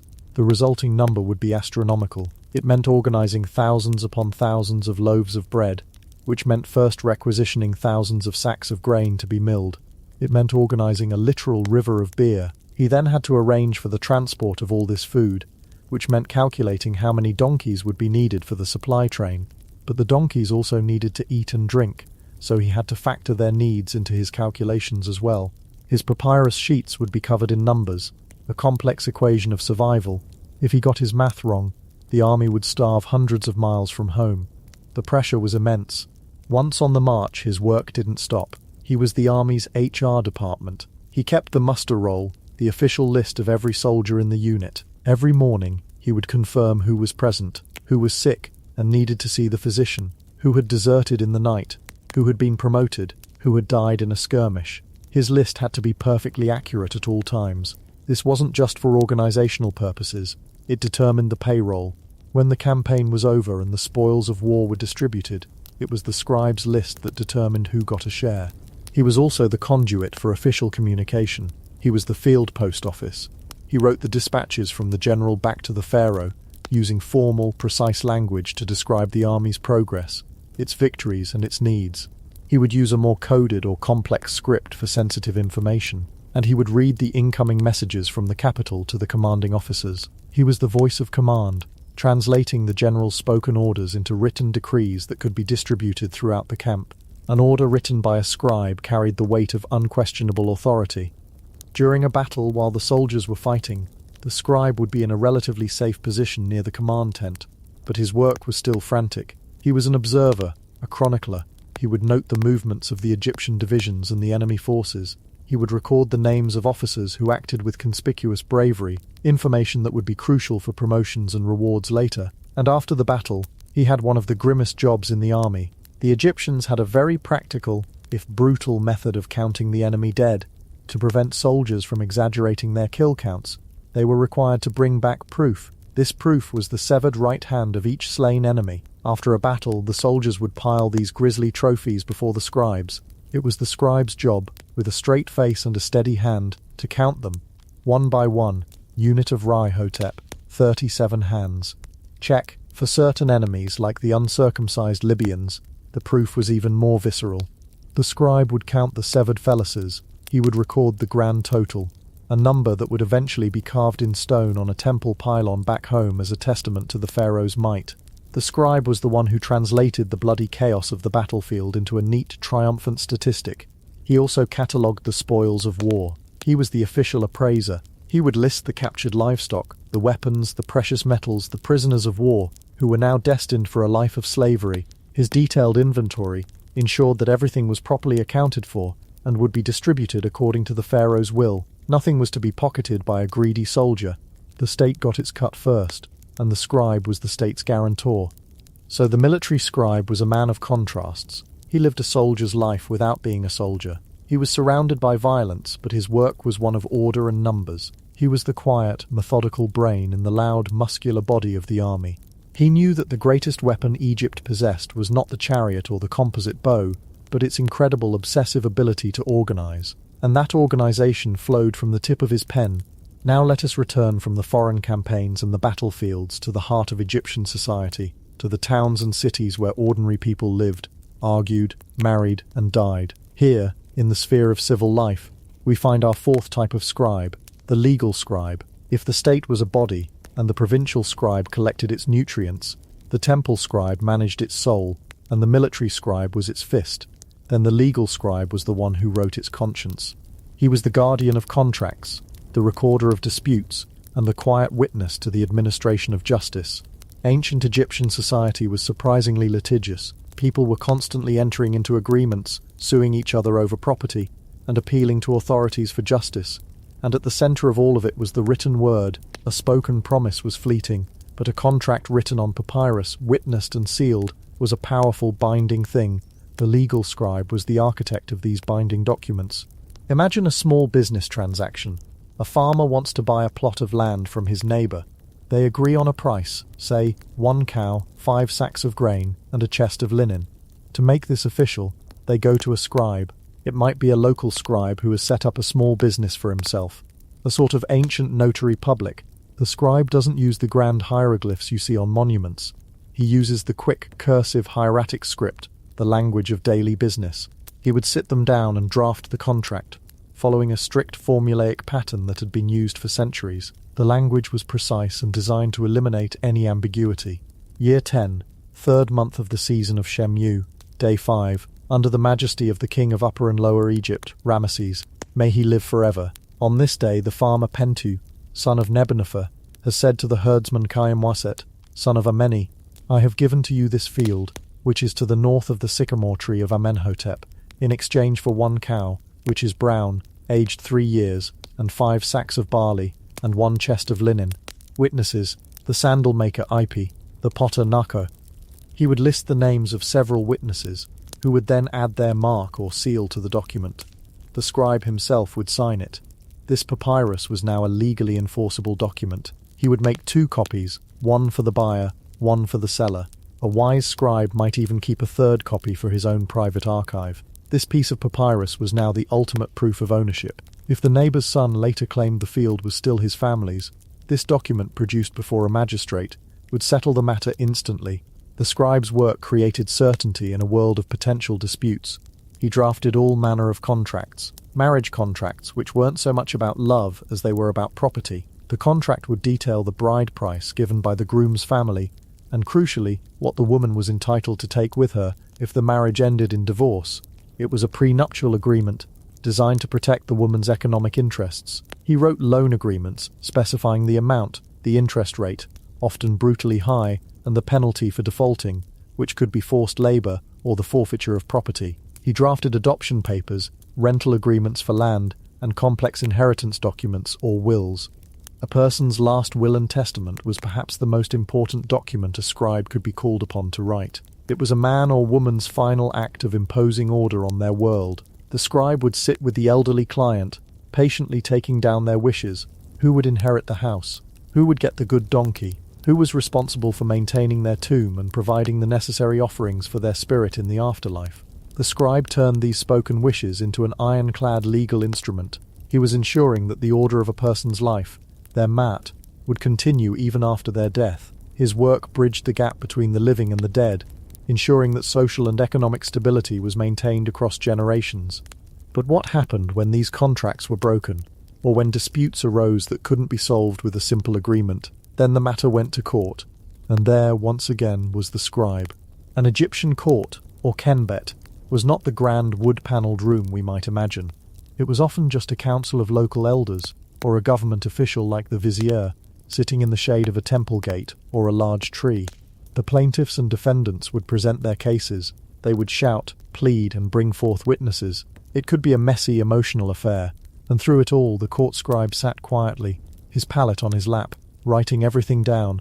He was the official court reporter. His job was not to interpret or to judge, but simply to create an accurate verbatim record of the proceedings. He wrote down the testimony of the plaintiff. He wrote down the defendant's rebuttal.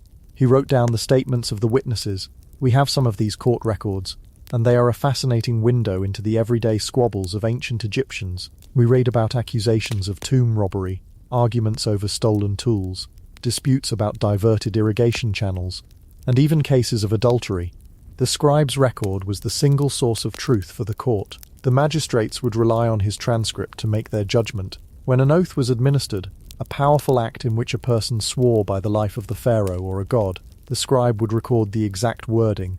If the person was later found to have lied, the scribe's record was the proof of their perjury, a serious crime. His presence brought a sense of officialdom and gravity to the proceedings. He represented the state, the law, the abstract concept of justice made manifest. His steady, scratching reed pen was a reminder that this was not just an argument between two people. It was a matter being weighed in the scales of martyr. Once the judgment was passed, whether it was a fine, a sentence of forced labour, or an acquittal, the scribe would write the final verdict.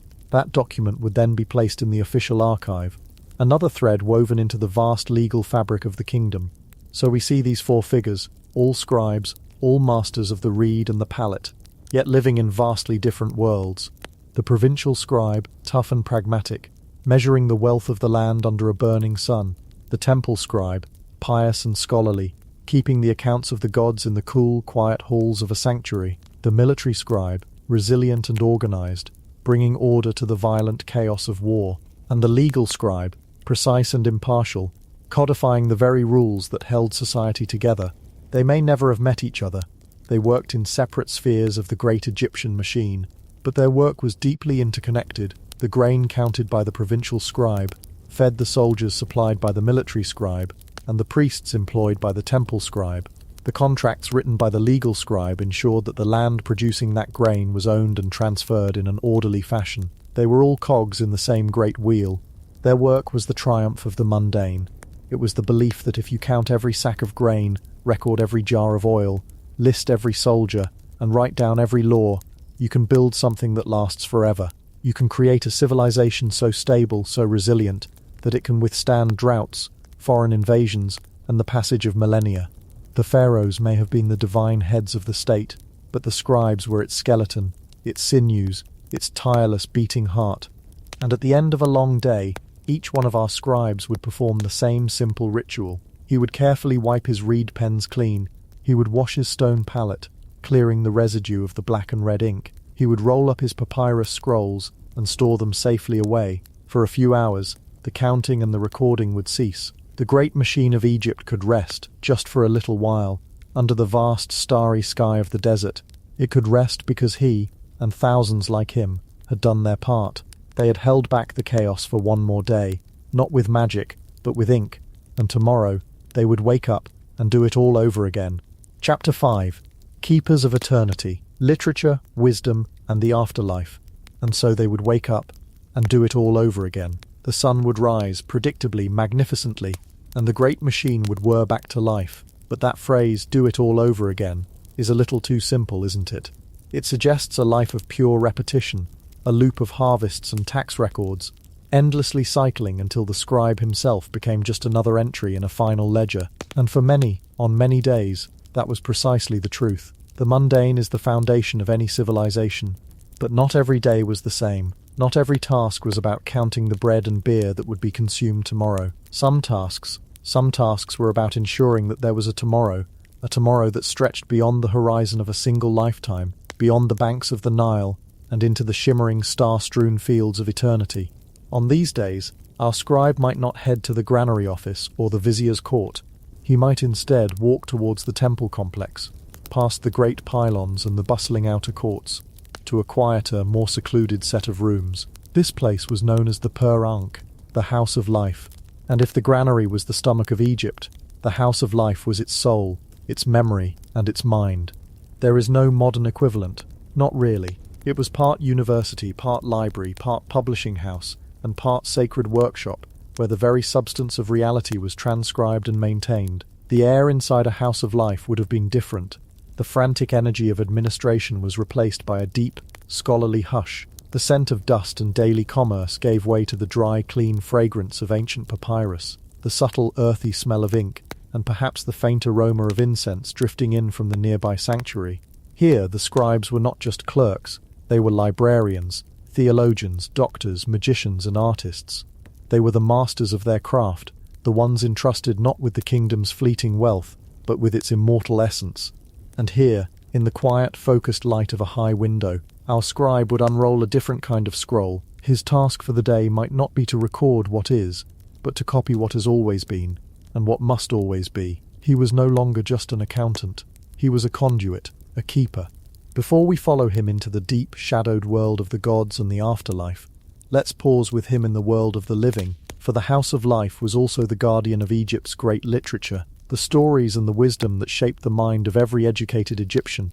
We tend to think of ancient life as a grim struggle for survival, and it often was. But they had stories, they had poetry, they had what we might call, with a gentle smile, the world's first self-help books.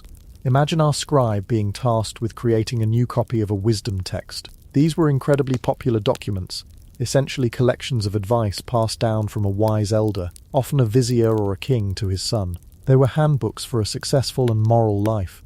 One of the most famous was the Maxims of Paiotep, written by a vizier during the Old Kingdom. As our scribe carefully dips his reed pen into the black ink, he copies down verses that feel both incredibly distant and remarkably familiar. If you are a man of consequence, he writes, be patient when you are listening to the speech of a petitioner. Do not repel him until he has swept out his body of what he planned to tell you. It's ancient customer service advice. Let the man speak, don't interrupt. He would copy advice on how to behave at a dinner party thrown by a superior. Keep your face down until he addresses you. Laugh after he laughs. It's a masterclass in ancient networking, in knowing your place and playing the game. And there's a wry humanity to it. Pet Hotep warns against being greedy, reminding his son that a covetous man has no tomb. It's the ultimate Egyptian threat. You can be the richest man in the district, but if you're a jerk, you'll get no afterlife. He offers advice on marriage, on dealing with subordinates, on the perils of gossip. Reading it today, you realize you're looking at a foundational text on how to be a good human being, or at least a successful one. Our scribe isn't just copying words, he's reinforcing the cultural software of his entire civilization. He's creating a guide for his own son, and his son's son, on how to navigate the complex currents of Egyptian society without capsizing your boat. Or perhaps his commission is for a copy of the instructions of Amenempe. This text is more philosophical, more internal. It speaks of two types of people: the heated man, who is impulsive, loud, and quick to anger, and the silent man, who is calm, thoughtful, and self-possessed. As our scribe forms the elegant hieratic signs, he is transcribing an ancient ode to Stoicism. Do not spend the night fearful of the morrow, one passage reads. At daybreak, what is the morrow like? Man does not know what the morrow is like. It's a gentle reminder to remain in the present moment, to release anxiety about the future. It's mindfulness, written on papyrus 3,000 years ago. The scribe, who deals daily with the anxieties of harvests and deadlines, might find a quiet comfort in these words. He is copying a manual for inner peace, a peace as valuable on the banks of the Nile as it is anywhere today. But life wasn't all moral instruction and professional development. The Egyptians, like us, loved a good story, and the scribes of the House of Life preserved the blockbusters of their age. The most famous, the great epic that every Egyptian scribe knew and studied, was the tale of Sinuhe. To copy Sinu was a prestigious task, It was like being asked to create an illuminated manuscript of the Odyssey. The story is a masterpiece of adventure, intrigue, and identity. Sinew is a courtier who overhears a plot surrounding the death of the pharaoh. In a moment of pure, unadulterated panic, he flees Egypt. He runs. He nearly dies of thirst in the desert, is rescued by Bedouins, and makes a new life for himself in the Levant. He becomes a successful chieftain, marries, has children, wins battles. He has, by all accounts, made it. But he is haunted. He is an Egyptian, and he is not in Egypt. And for an ancient Egyptian, that was a terrifying state of being. His deepest desire, the ache that runs through the entire story, is to go home, not just to see his homeland, but to be buried there. To die abroad meant an improper burial, an uncertain journey in the afterlife, the risk of being forgotten. It was a fate worse than death. As our scribe copies the passages where Sinew laments his exile, he would understand this feeling in his very bones. The story reinforces the central gravitational pull of Egyptian culture, that to be Egyptian was the greatest fortune, and to be separated from Egypt was the greatest tragedy. Eventually, the new pharaoh, in an act of mercy, invites the now elderly Sinew to return. His journey home is triumphant. He sheds his foreign clothes, is cleaned, anointed, and dressed as a courtier once more. He is given a house, servants, and most importantly, the promise of a fine tomb, built and maintained at the pharaoh's expense. He is home.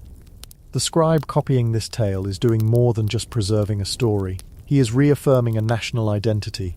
He is copying a text that was used to teach young scribes language, grammar, and style, but also to teach them what it meant to be Egyptian. It was a story that said, no matter how far you roam, no matter what success you find, this land, this river, these gods, this way of life.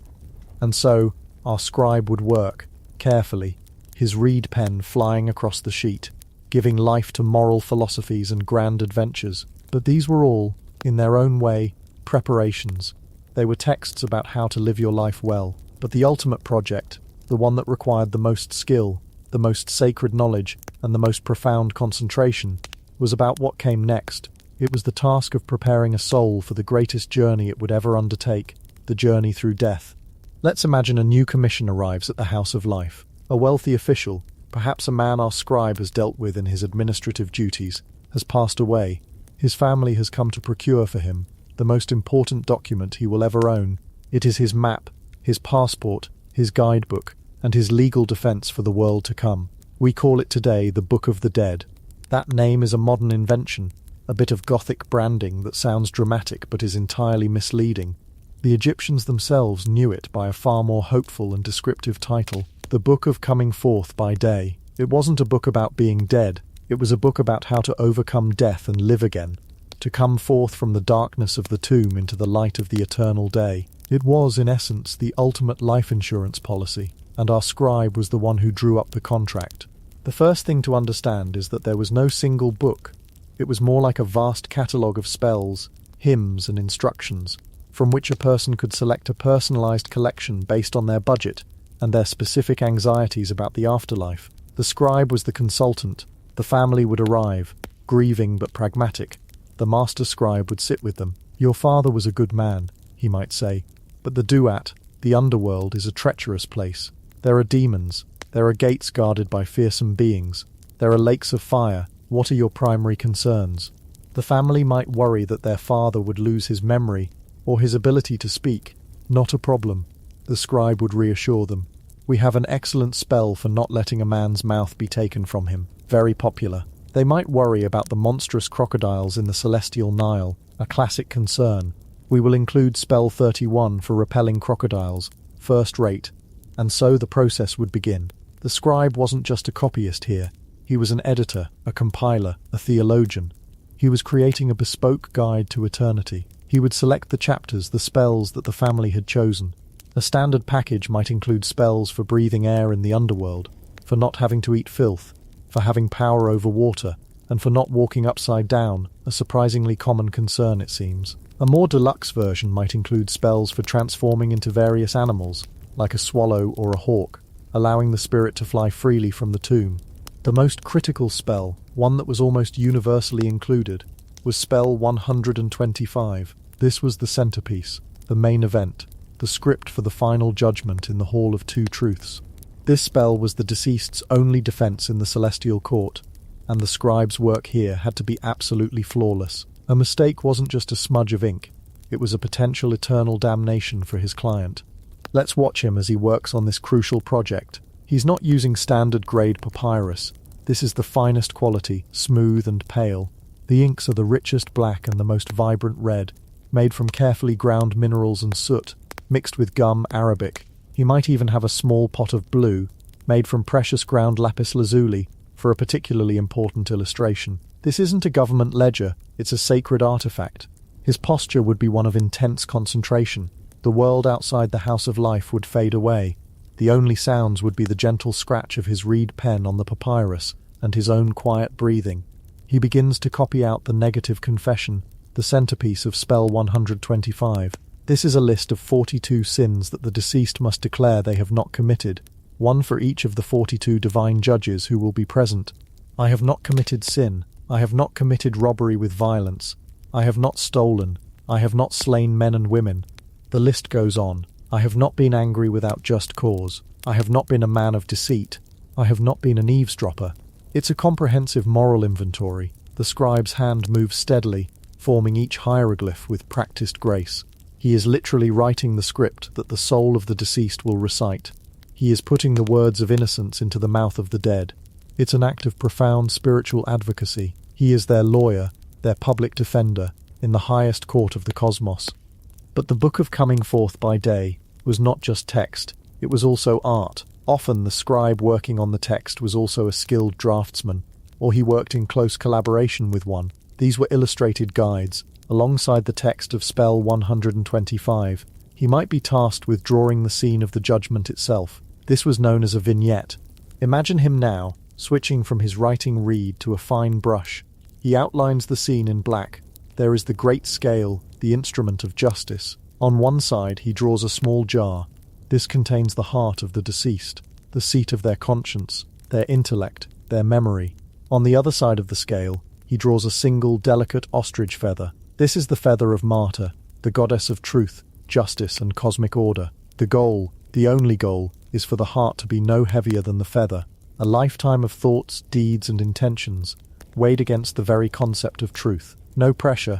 He draws the figures who preside over this terrifying moment. There is Anubis, the jackal-headed god of embalming, who gently adjusts the scales. There is Osiris, the green-skinned lord of the underworld, seated on his throne, ready to welcome the successful candidate into his eternal kingdom. And standing by the scales, palette and pen in hand, is Thoth, the ibis-headed god of wisdom and writing. Thoth is the divine scribe, the celestial court reporter, ready to record the verdict. Our scribe, as he draws his divine patron, must have felt a powerful connection.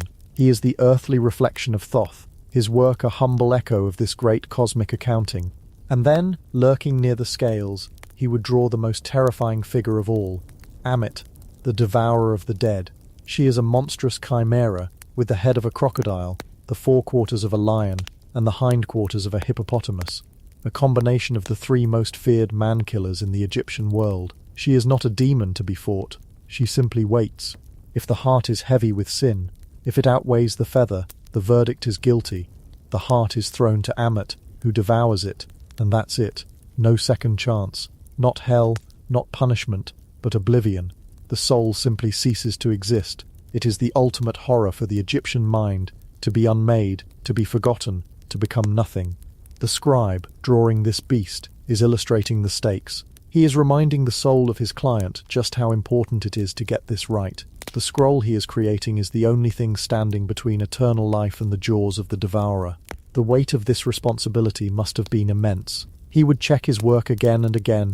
Is the name of the deceased spelled correctly in every place? Is the formula for the spell copied without error? One wrong symbol, one slip of the pen, could render the spell useless. Once the text and the illustrations were complete, the scroll would be finished. A document sometimes many meters long, a beautiful, vibrant and powerful object. It would be rolled carefully, tied and delivered to the family to be placed in the tomb with the deceased. It might be wrapped in the mummy's linen bandages or placed in a special container. As the scribe handed over his work, he wasn't just delivering a product, he was handing over a future, a ticket to paradise. His work was done. The scroll, however, was just beginning its journey. In the silent darkness of the tomb, the spirit of the deceased, the bard would awaken. Confused, disoriented, it would find the scroll, and using the words our scribe had so carefully written, it would begin its perilous navigation.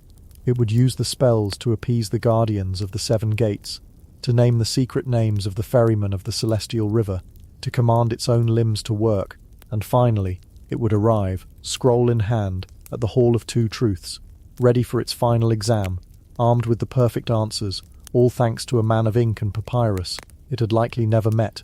This is the true elevation of the scribe. He is more than a bureaucrat, more than a storyteller. In this role, he is a priest, a magician, a guardian. He works with ink and reed, but his real tools are faith and knowledge. He builds bridges not of stone or wood, but of words, bridges that span the terrifying chasm between life and death. The great machine of Egypt, the one that ran on grain and taxes and labour, was vast and impressive, but it was temporary. It was all for this life. The scribes of the House of Life, the keepers of the sacred texts, were working on a different timescale. They were maintaining a machine built to run for eternity. They battled against the greatest enemy of all, not the rival Hittite Empire, not famine, not disease, but chaos, Isfet, in its most terrifying form, oblivion. To the Egyptians, to have your name spoken after you were dead was to continue to exist. To have your story told, your deeds remembered, was a form of life. The pharaohs built colossal temples and tombs to ensure their names would endure.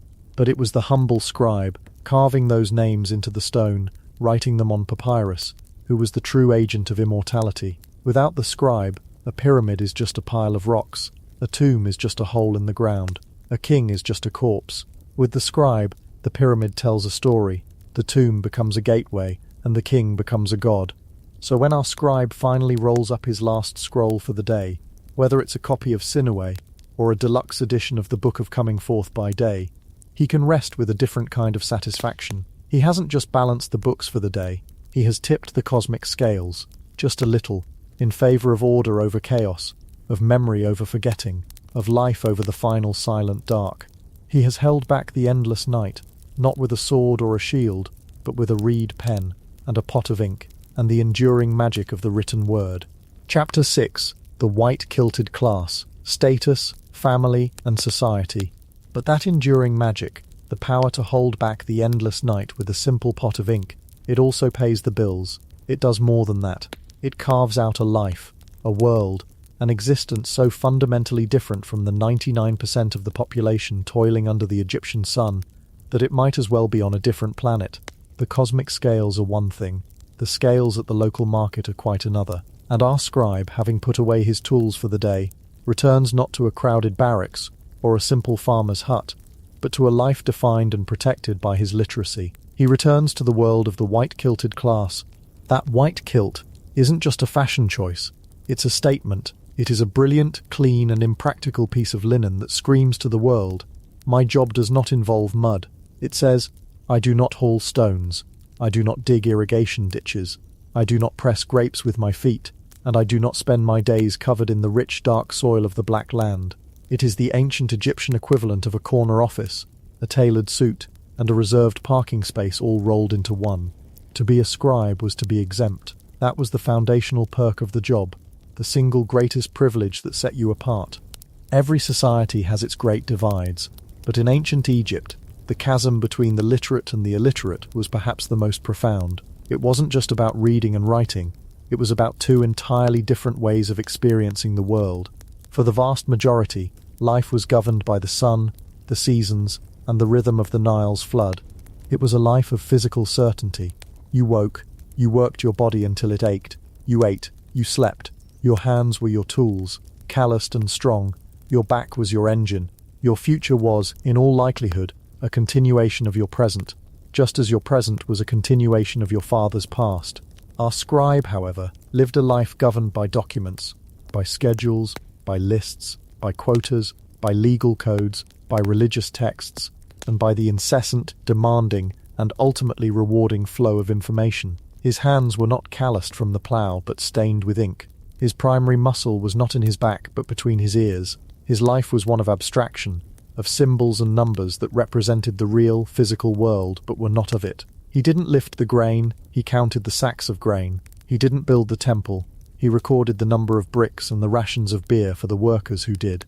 He was the operating system for the entire civilization. And that position came with a life of relative and sometimes extraordinary comfort.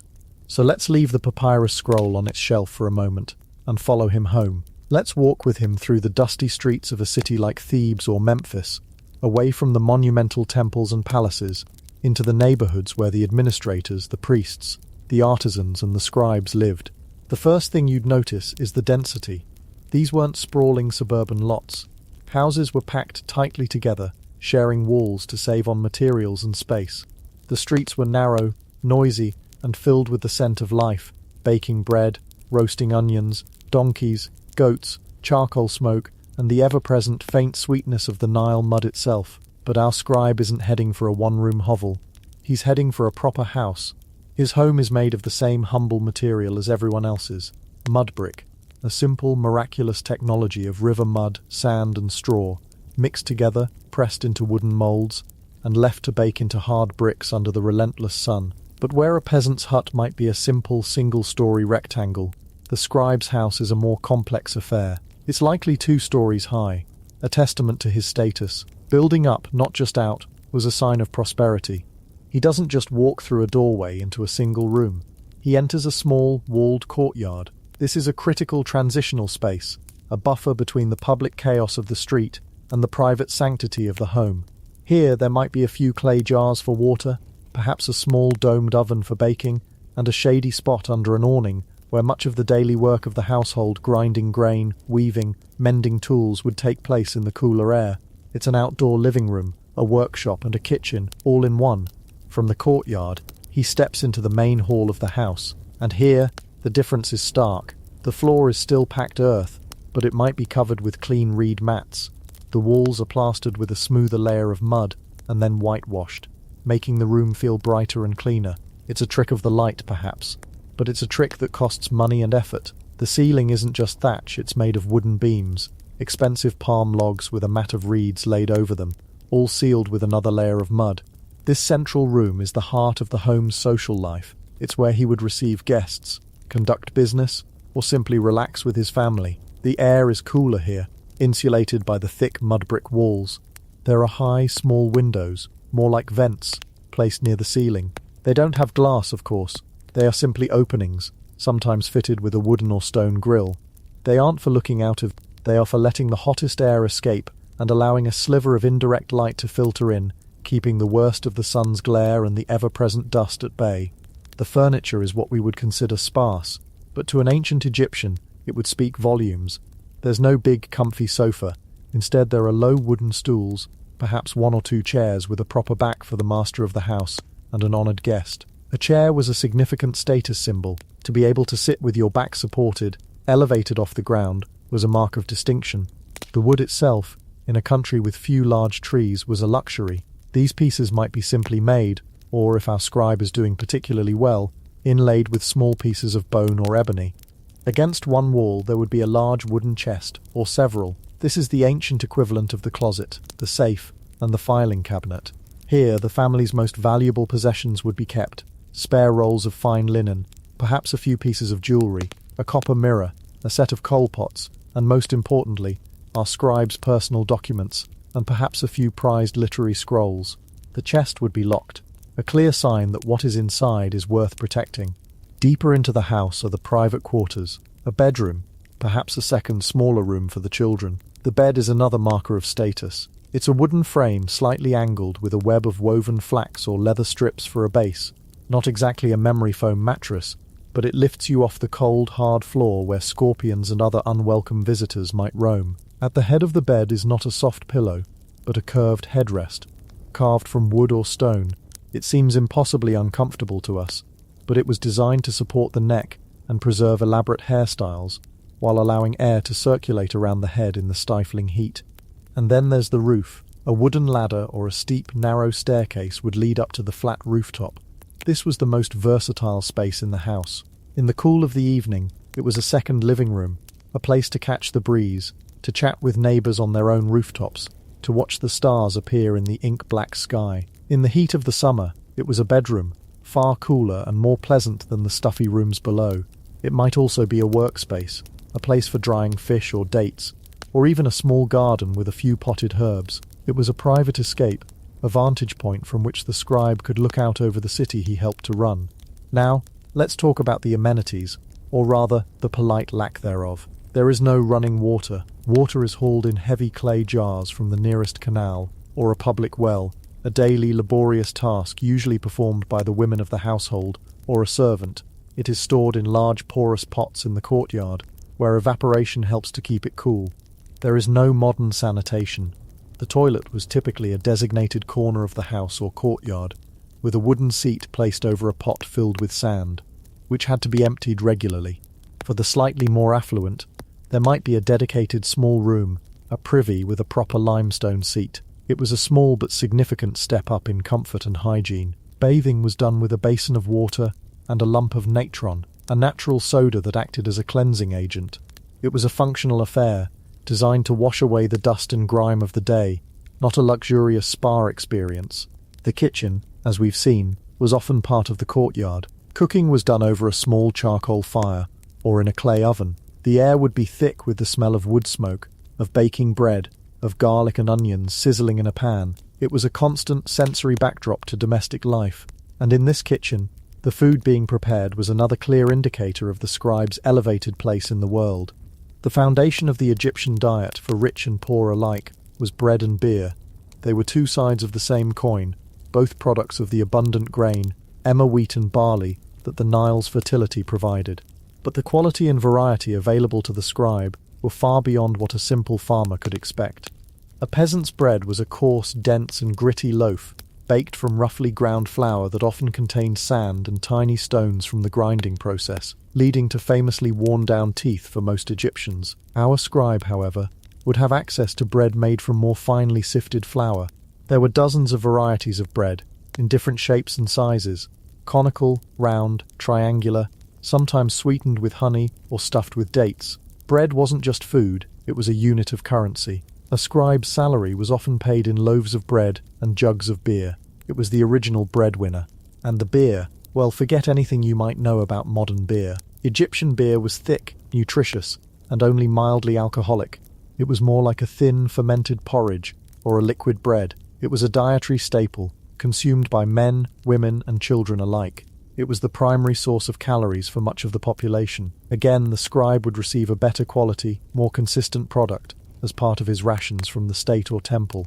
While a labourer drank his beer to get through a hard day's work, a scribe might enjoy his at leisure, a symbol of his provision and his status. But it's beyond the basics where the scribe's diet truly shines. His table would see a variety of vegetables that a peasant might only taste on a festival day. Onions and garlic were everywhere, the foundational flavour of Egyptian cuisine, but there would also be lettuce, radishes, cucumbers, and lentils. There would be sweet fruits, clusters of dates, juicy figs, pomegranates with their jewel-like seeds. These were the fresh, vibrant flavours that complemented the staples of grain. The real luxury, however, was protein. For the farmer, meat was a rare treat, reserved for special occasions. For the scribe, it was a regular part of his diet. His position in the bureaucracy gave him access to the vast wealth of the temples and the state. When a sacrifice was made at the temple, an ox, a goose, a goat, the deity was believed to consume its spiritual essence, leaving the physical meat to be distributed among the priests and officials. This was called the reversion of offerings, and it was one of the major perks of being on the inside. So our scribe might come home to find his wife or servant roasting a goose over the fire, or preparing a stew of beef with onions and spices. The Nile, teeming with life, also provided a bounty of fish. While some types were considered taboo, many others, like tilapia or mullet, were staples.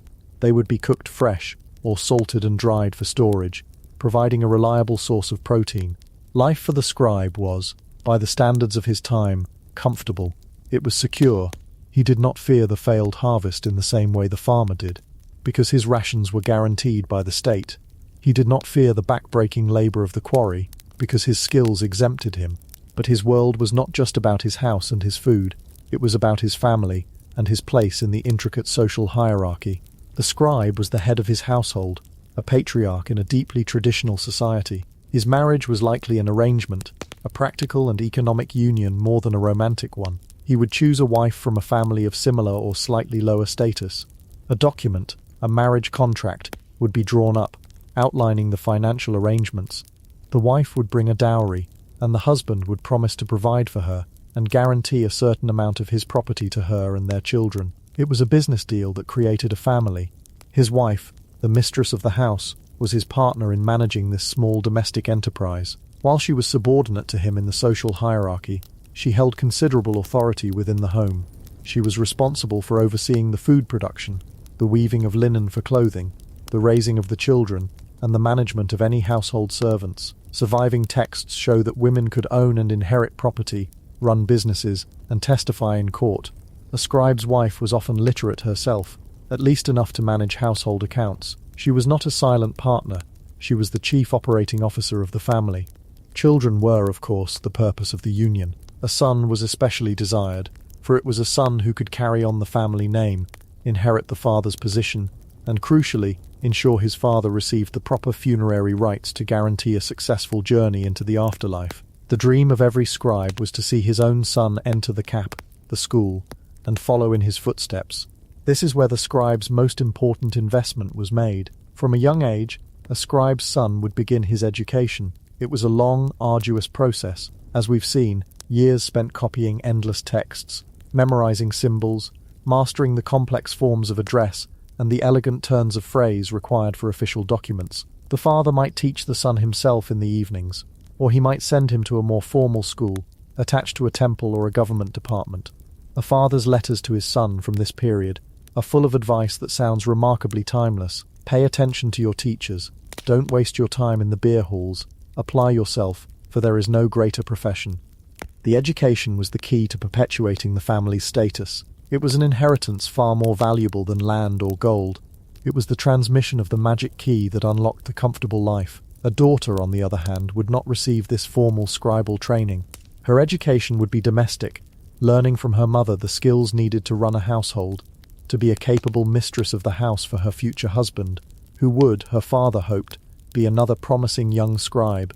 In this way, the scribal class became a self-perpetuating entity, a network of families bound by literacy, by shared professional interest, and by marriage. And if our scribe was successful, his household would not just be his wife and children. It would include servants. These could be poor relations, local Egyptians working for food and shelter, or, if he was truly wealthy, foreign captives given to him as a reward for his service to the state. The presence of servants was the ultimate status symbol. It meant that the mistress of the house did not have to grind the grain herself, that the master did not have to fetch his own water. It freed the family from the daily drudgery of survival, allowing them to focus on the business of administration, culture, and climbing the social ladder. And that ladder was very real. While the scribal class was a distinct group, it was not a static one. There was a vast hierarchy within it, and a clever, ambitious, and politically astute scribe could rise to positions of immense power and wealth. He might start his career as a junior scribe in some provincial office, a tiny cog in a giant machine. His days would be filled with tedious work, copying letters, tallying farm yields, recording the movements of goods in and out of a storeroom. It was a grind. He would be at the beck and call of a senior scribe, his overseer, who would no doubt be a demanding and exacting boss. The satire of the trades makes it clear that being a scribe is better than any other job, but it doesn't pretend it's easy. The scribe, he directs the work of all the people. The text says, "For him there are no taxes, for he pays his tribute in writing." From this entry-level position, several paths could open up. If he had a knack for numbers, he could specialize in accounting and taxation. This was a path to real influence. The entire Egyptian state ran on agricultural surplus. The man who counted the grain, who assessed the taxes on the fields, who managed the granaries, the national treasury, held the keys to the kingdom's prosperity. He would travel the countryside, part of a team of assessors, his reed pen determining the wealth of entire villages. It was a position ripe with opportunity for, let's call it, creative accounting. A little bit skimmed off the top, a gift from a village headman to ensure a favourable assessment. These were the unspoken perks of the job. Or, if his talents lay in language and law, he could enter the legal system. He might become a court scribe, meticulously recording testimony and verdicts. With experience, he could rise to become a clerk for the vizier, the highest official in the land. a kind of prime minister and chief justice rolled into one. Here, he would be at the very center of power, drafting laws, recording royal decrees, and witnessing the administration of justice at the highest level. A military career was also an option, not as a soldier on the front lines, but as an administrator. The Egyptian army was a massive logistical enterprise. It needed scribes to manage recruitment, to track payroll, to organize the vast supply chains of food, weapons and equipment for campaigns in Nubia or the Levant. A quartermaster scribe might never see a battle, but his work was just as critical to victory as that of any general. And with success came a share of the spoils of war. The temple bureaucracy offered another prestigious path. The great temples to Amun-Ra or Per were not just places of worship, they were vast economic estates. They owned huge tracts of land, employed thousands of people, and controlled immense wealth. A scribe in the temple administration could rise to become the overseer of the granary of Amun, or the chief steward of the temple, positions of enormous economic power and social prestige. The ultimate ambition for many was to become an overseer, a director, a chief, to have other scribes working under him, to have his own official seal to stamp on documents, to be granted a title by Pharaoh himself. A successful scribe could accumulate great wealth, not just in bread and beer, but in land, in livestock, in precious metals, in fine linen, in imported cedar wood for his coffin. We can see this ambition and this success written in stone, in the tombs they built for themselves. While a peasant was buried in a simple pit in the sand, a successful scribe would commission a proper tomb, cut into the rock of the Theban hillsides. It wouldn't be as grand as a royal tomb in the Valley of the Kings, but it was a permanent monument to his life and his status. Inside, the walls would be plastered and painted with vibrant scenes, but these scenes weren't just random decorations. They were a carefully curated highlight reel of his successful life. One wall might show him overseeing the grain harvest, with junior scribes diligently recording the yields at his feet. Another might show him presenting the records to a high official, the vizier perhaps, demonstrating his access to the great and powerful. He is always shown in his finest white kilt, clean and serene, holding his scribal palette as a badge of office. There are scenes of his home life, his beautiful wife and adoring children at his side. There are scenes of a bountiful afterlife, with tables piled high with offerings of food and drink. These tombs are a form of eternal propaganda. They are a message to the gods and to posterity. I was someone of consequence. I was not a simple labourer. I was a man of knowledge. I lived well, and I provided for my family. I served the state and the gods. I mattered. The scribe's literacy was the source of his comfortable life, but it was also the source of his anxiety. He lived in a world of rules and records. A mistake in his calculations, a poorly phrased letter, a misfiled document, these could have serious consequences.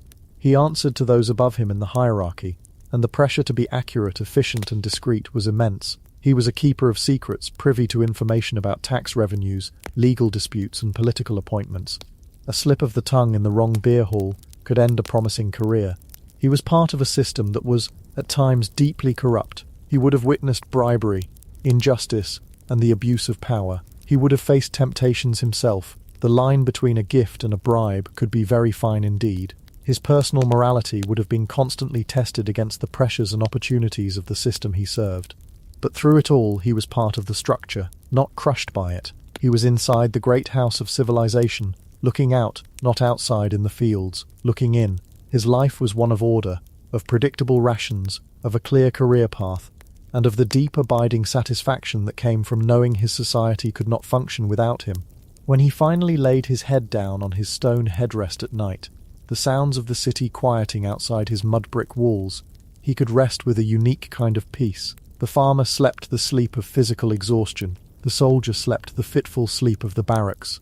The pharaoh slept the lonely sleep of command. But the scribe slept the sleep of the indispensable man. He had spent his day turning the chaos of life, harvests, disputes, buildings, armies, into neat, orderly lines of hieroglyphs.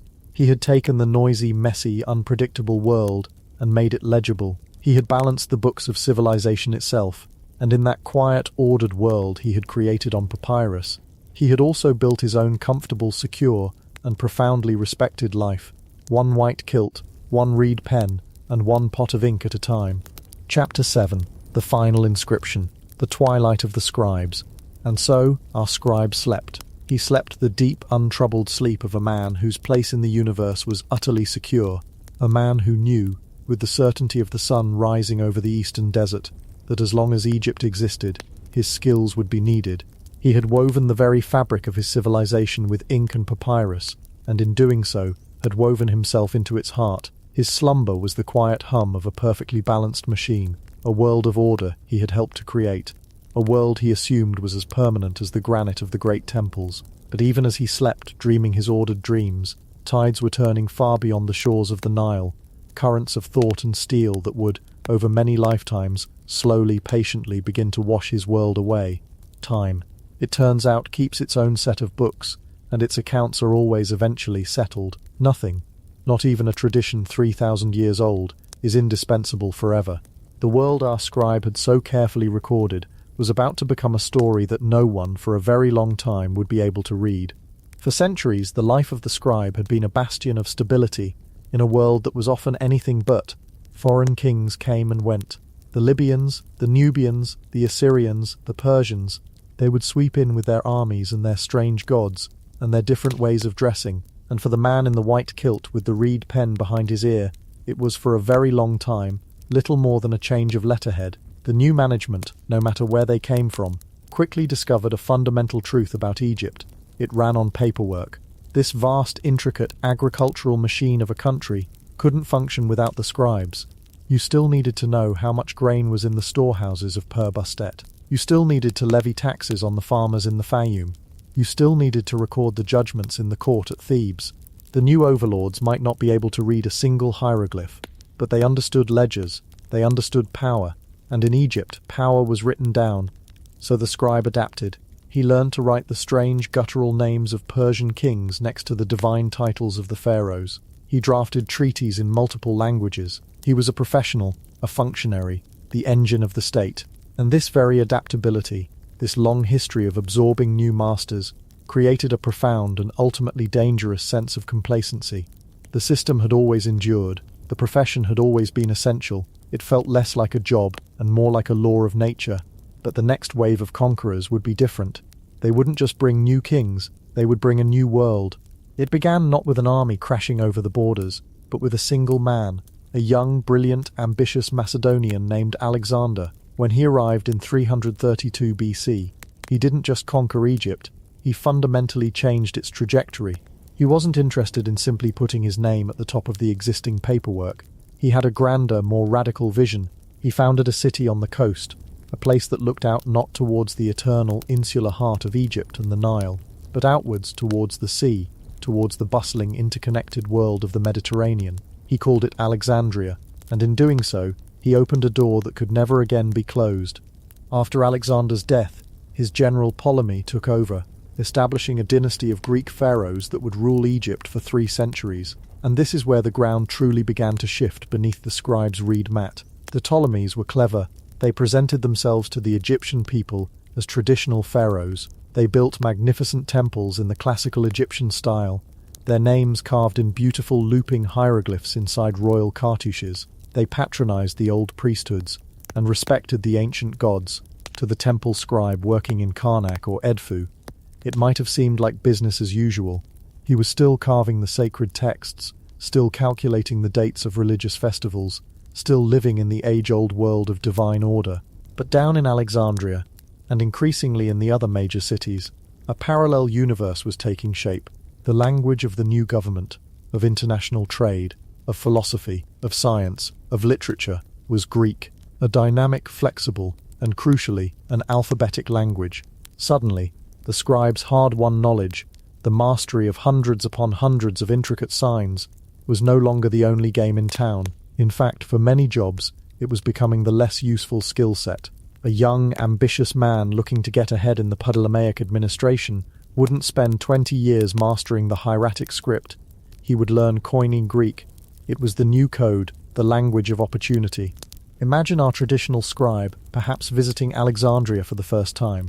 He would have left his quiet, orderly temple town, a world of sandstone and incense, and the slow, eternal rhythm of the river, and found himself in a chaotic, multilingual metropolis. He would hear Greek spoken in the marketplace, see its strange, simple letters on shipping manifests and government decrees. He would see the great library, a wonder of the world, its shelves groaning, not with papyrus rolls of the Book of the Dead, but with the philosophies of Plato and Aristotle, the plays of Sophocles, the mathematics of Euclid. He would feel, perhaps for the first time in his life, like a man out of time. His sacred knowledge, the key that had unlocked all the doors of power and prestige in old Egypt, suddenly felt provincial, quaint. The world of the scribe began to bifurcate. On one hand, you had the temple scribes, the guardians of the sacred flame. They became increasingly specialized, almost antiquarian. Their work in carving the hieroglyphs on temple walls became an act of cultural preservation, a conscious effort to keep the ancient traditions alive in the face of this Hellenistic flood. The inscriptions from the Ptolemaic temples at places like Dendera and Edfu are some of the most complex and beautiful ever carved, a defiant flourishing of the old art. But it was the brilliance of a sunset, not a sunrise. They were writing for the gods, and for a shrinking circle of educated priests. They were no longer writing the living language of a living government.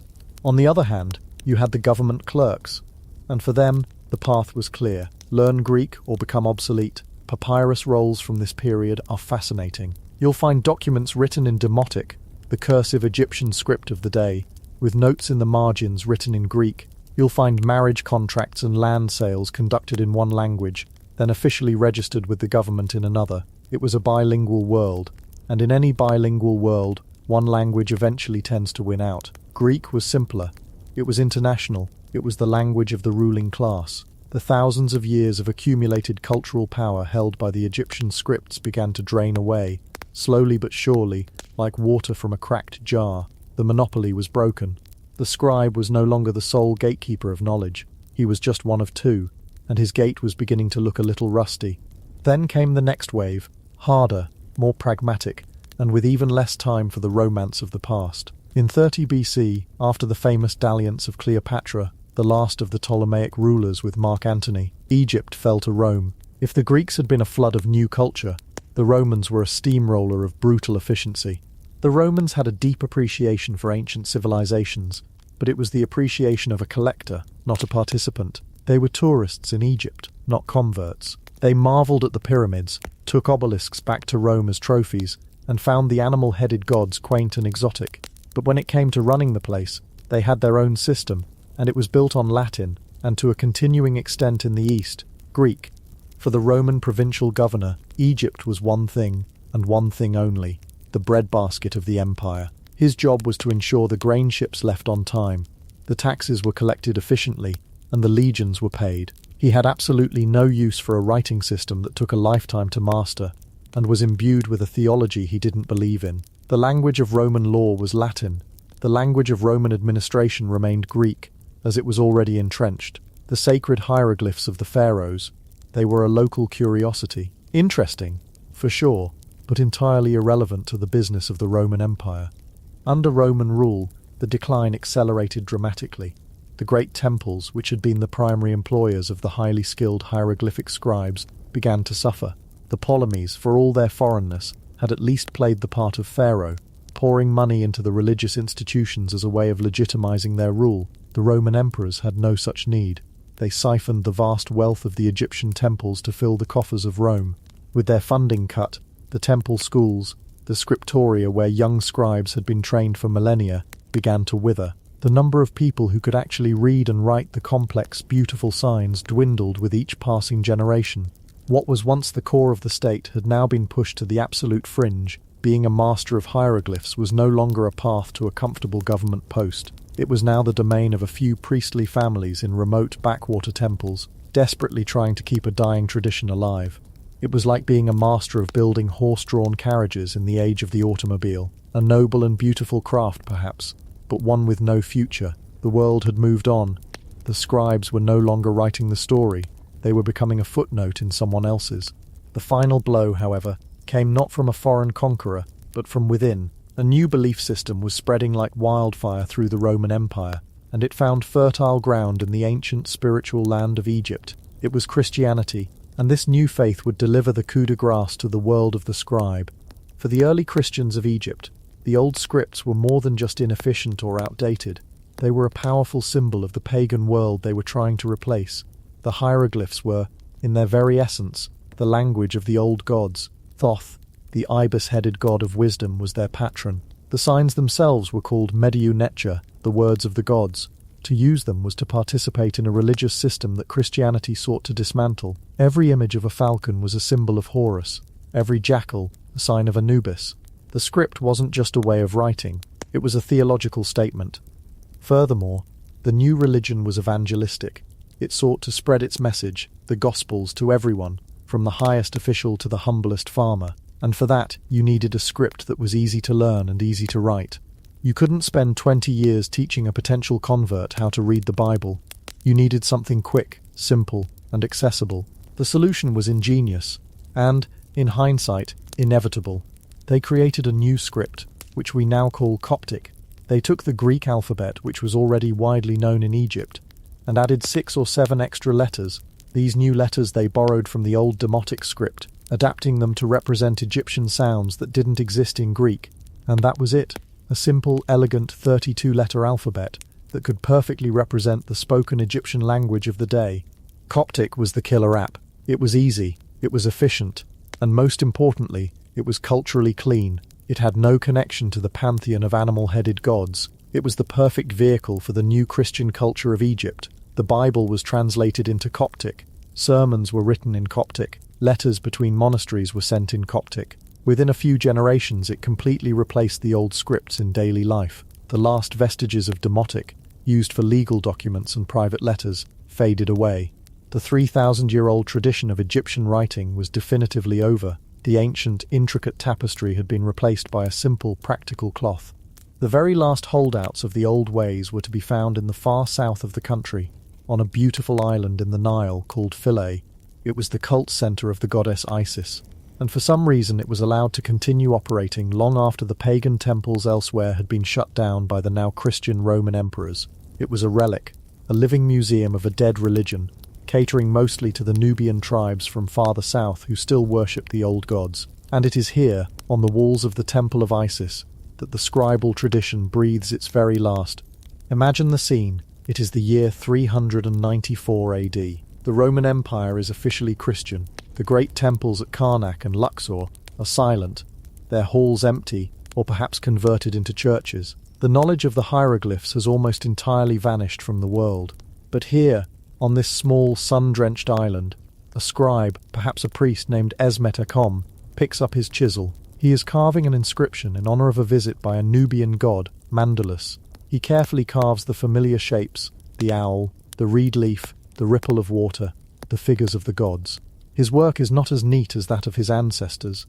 The lines are a little shaky, the skill is fading, but it is recognizable. He is speaking the language of the gods, the language of his pharaonic ancestors. When he puts down his chisel, he has no way of knowing it, but he has just carved the very last hieroglyphic inscription that would be made in ancient times. After that, nothing.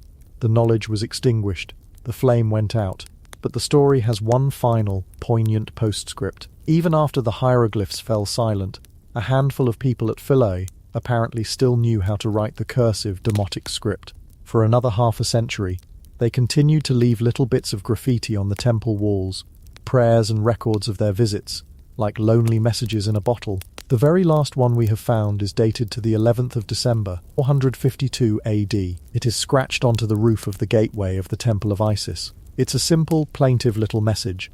It reads, "The feet of Paneshte, son of Paneshte," and then a little prayer. That's it. That was the end. The final whisper of a 3 millennia-long conversation. After that, the silence is absolute. The key was lost. For the next 1,300 years, the civilization of ancient Egypt fell mute. The countless miles of inscriptions on temple walls, the texts on papyrus scrolls, the records on ostraca, the stories on tomb walls, they became nothing more than mysterious pictures. The people who lived and died in this incredible civilization, their thoughts, their fears, their triumphs, their grocery lists, all of it was locked away behind a script that no living person could read. The pyramids stood, the temples awed, but the civilization that built them was silent. It was a culture entombed not just in sand, but in its own incomprehensible language. One can only imagine the travellers of the Middle Ages or the Renaissance, walking through the hypostyle hall at Karnak, staring up at the columns covered from floor to ceiling in these incredible, intricate symbols. They must have felt as if they were walking through the library of an alien race. They knew it meant something. something profound and important, but they had no way to access it. They invented fantastical interpretations. They thought the hieroglyphs were purely symbolic, magical emblems holding deep mystical secrets. They couldn't conceive that the picture of a quail chick was just the sound wob, or that an owl simply meant men. The mundane, practical reality of the script was lost, replaced by a fog of mystery. The scribes were gone. Their schools were dust. Their profession, once the most respected in Egypt, was not even a memory. It had vanished so completely that no one even knew what had been lost. The world moved on. New empires rose and fell. New languages and new religions spread across the globe. And all the while, the story of Egypt, in its own words, lay sleeping, waiting. It would wait for over 13 centuries. It waited through the fall of Rome, the Dark Ages, the Renaissance, the Enlightenment. It waited until 1799, when a group of French soldiers in a small town in the Nile Delta called Rosetta, while rebuilding a fort, stumbled upon a broken slab of black stone. On it were 3 scripts: Greek, which they could read; Demotic, the final cursive Egyptian script; and the beautiful, mysterious hieroglyphs. It was the key. It was the decoder ring that would, after decades of painstaking work by brilliant scholars like Jean-François Champollion, finally unlock the silence. When Champollion finally cracked the code, when he realized the hieroglyphs were a complex but logical mix of alphabetic, syllabic, and determinative signs, he didn't just decipher a script, he resurrected a civilization. He gave a voice back to the voiceless. Suddenly, the pictures on the walls began to speak. The kings could boast of their victories again. The priests could recite their hymns, and our humble scribe, the man who recorded the grain harvests and the tax receipts, could tell us about his daily life. The great irony is that the scribes, in the end, achieved a kind of immortality they could never have dreamed of. Their world crumbled, their language died, their gods were forgotten. But their work, the meticulous, sometimes tedious, day-in day-out business of writing things down, endured. It outlasted the empires that conquered them. It outlasted the religions that replaced their own. The final inscription at Philae was not really an ending, it was just a pause. A long, deep, 1,300-year-long slumber, and the work of the scribe, the man who balanced the books of civilization, was the very thing that allowed us, all these centuries later, to wake him and his entire world up again. His careful hand, his steady eye, his pot of ink, and his reed pen, they ensured that Egypt's story would not be a final inscription, but a tale that would, eventually, be told again. And now you can let that silence, that long, peaceful sleep of history, cradle you as well. Let the millennia drift by, and just rest.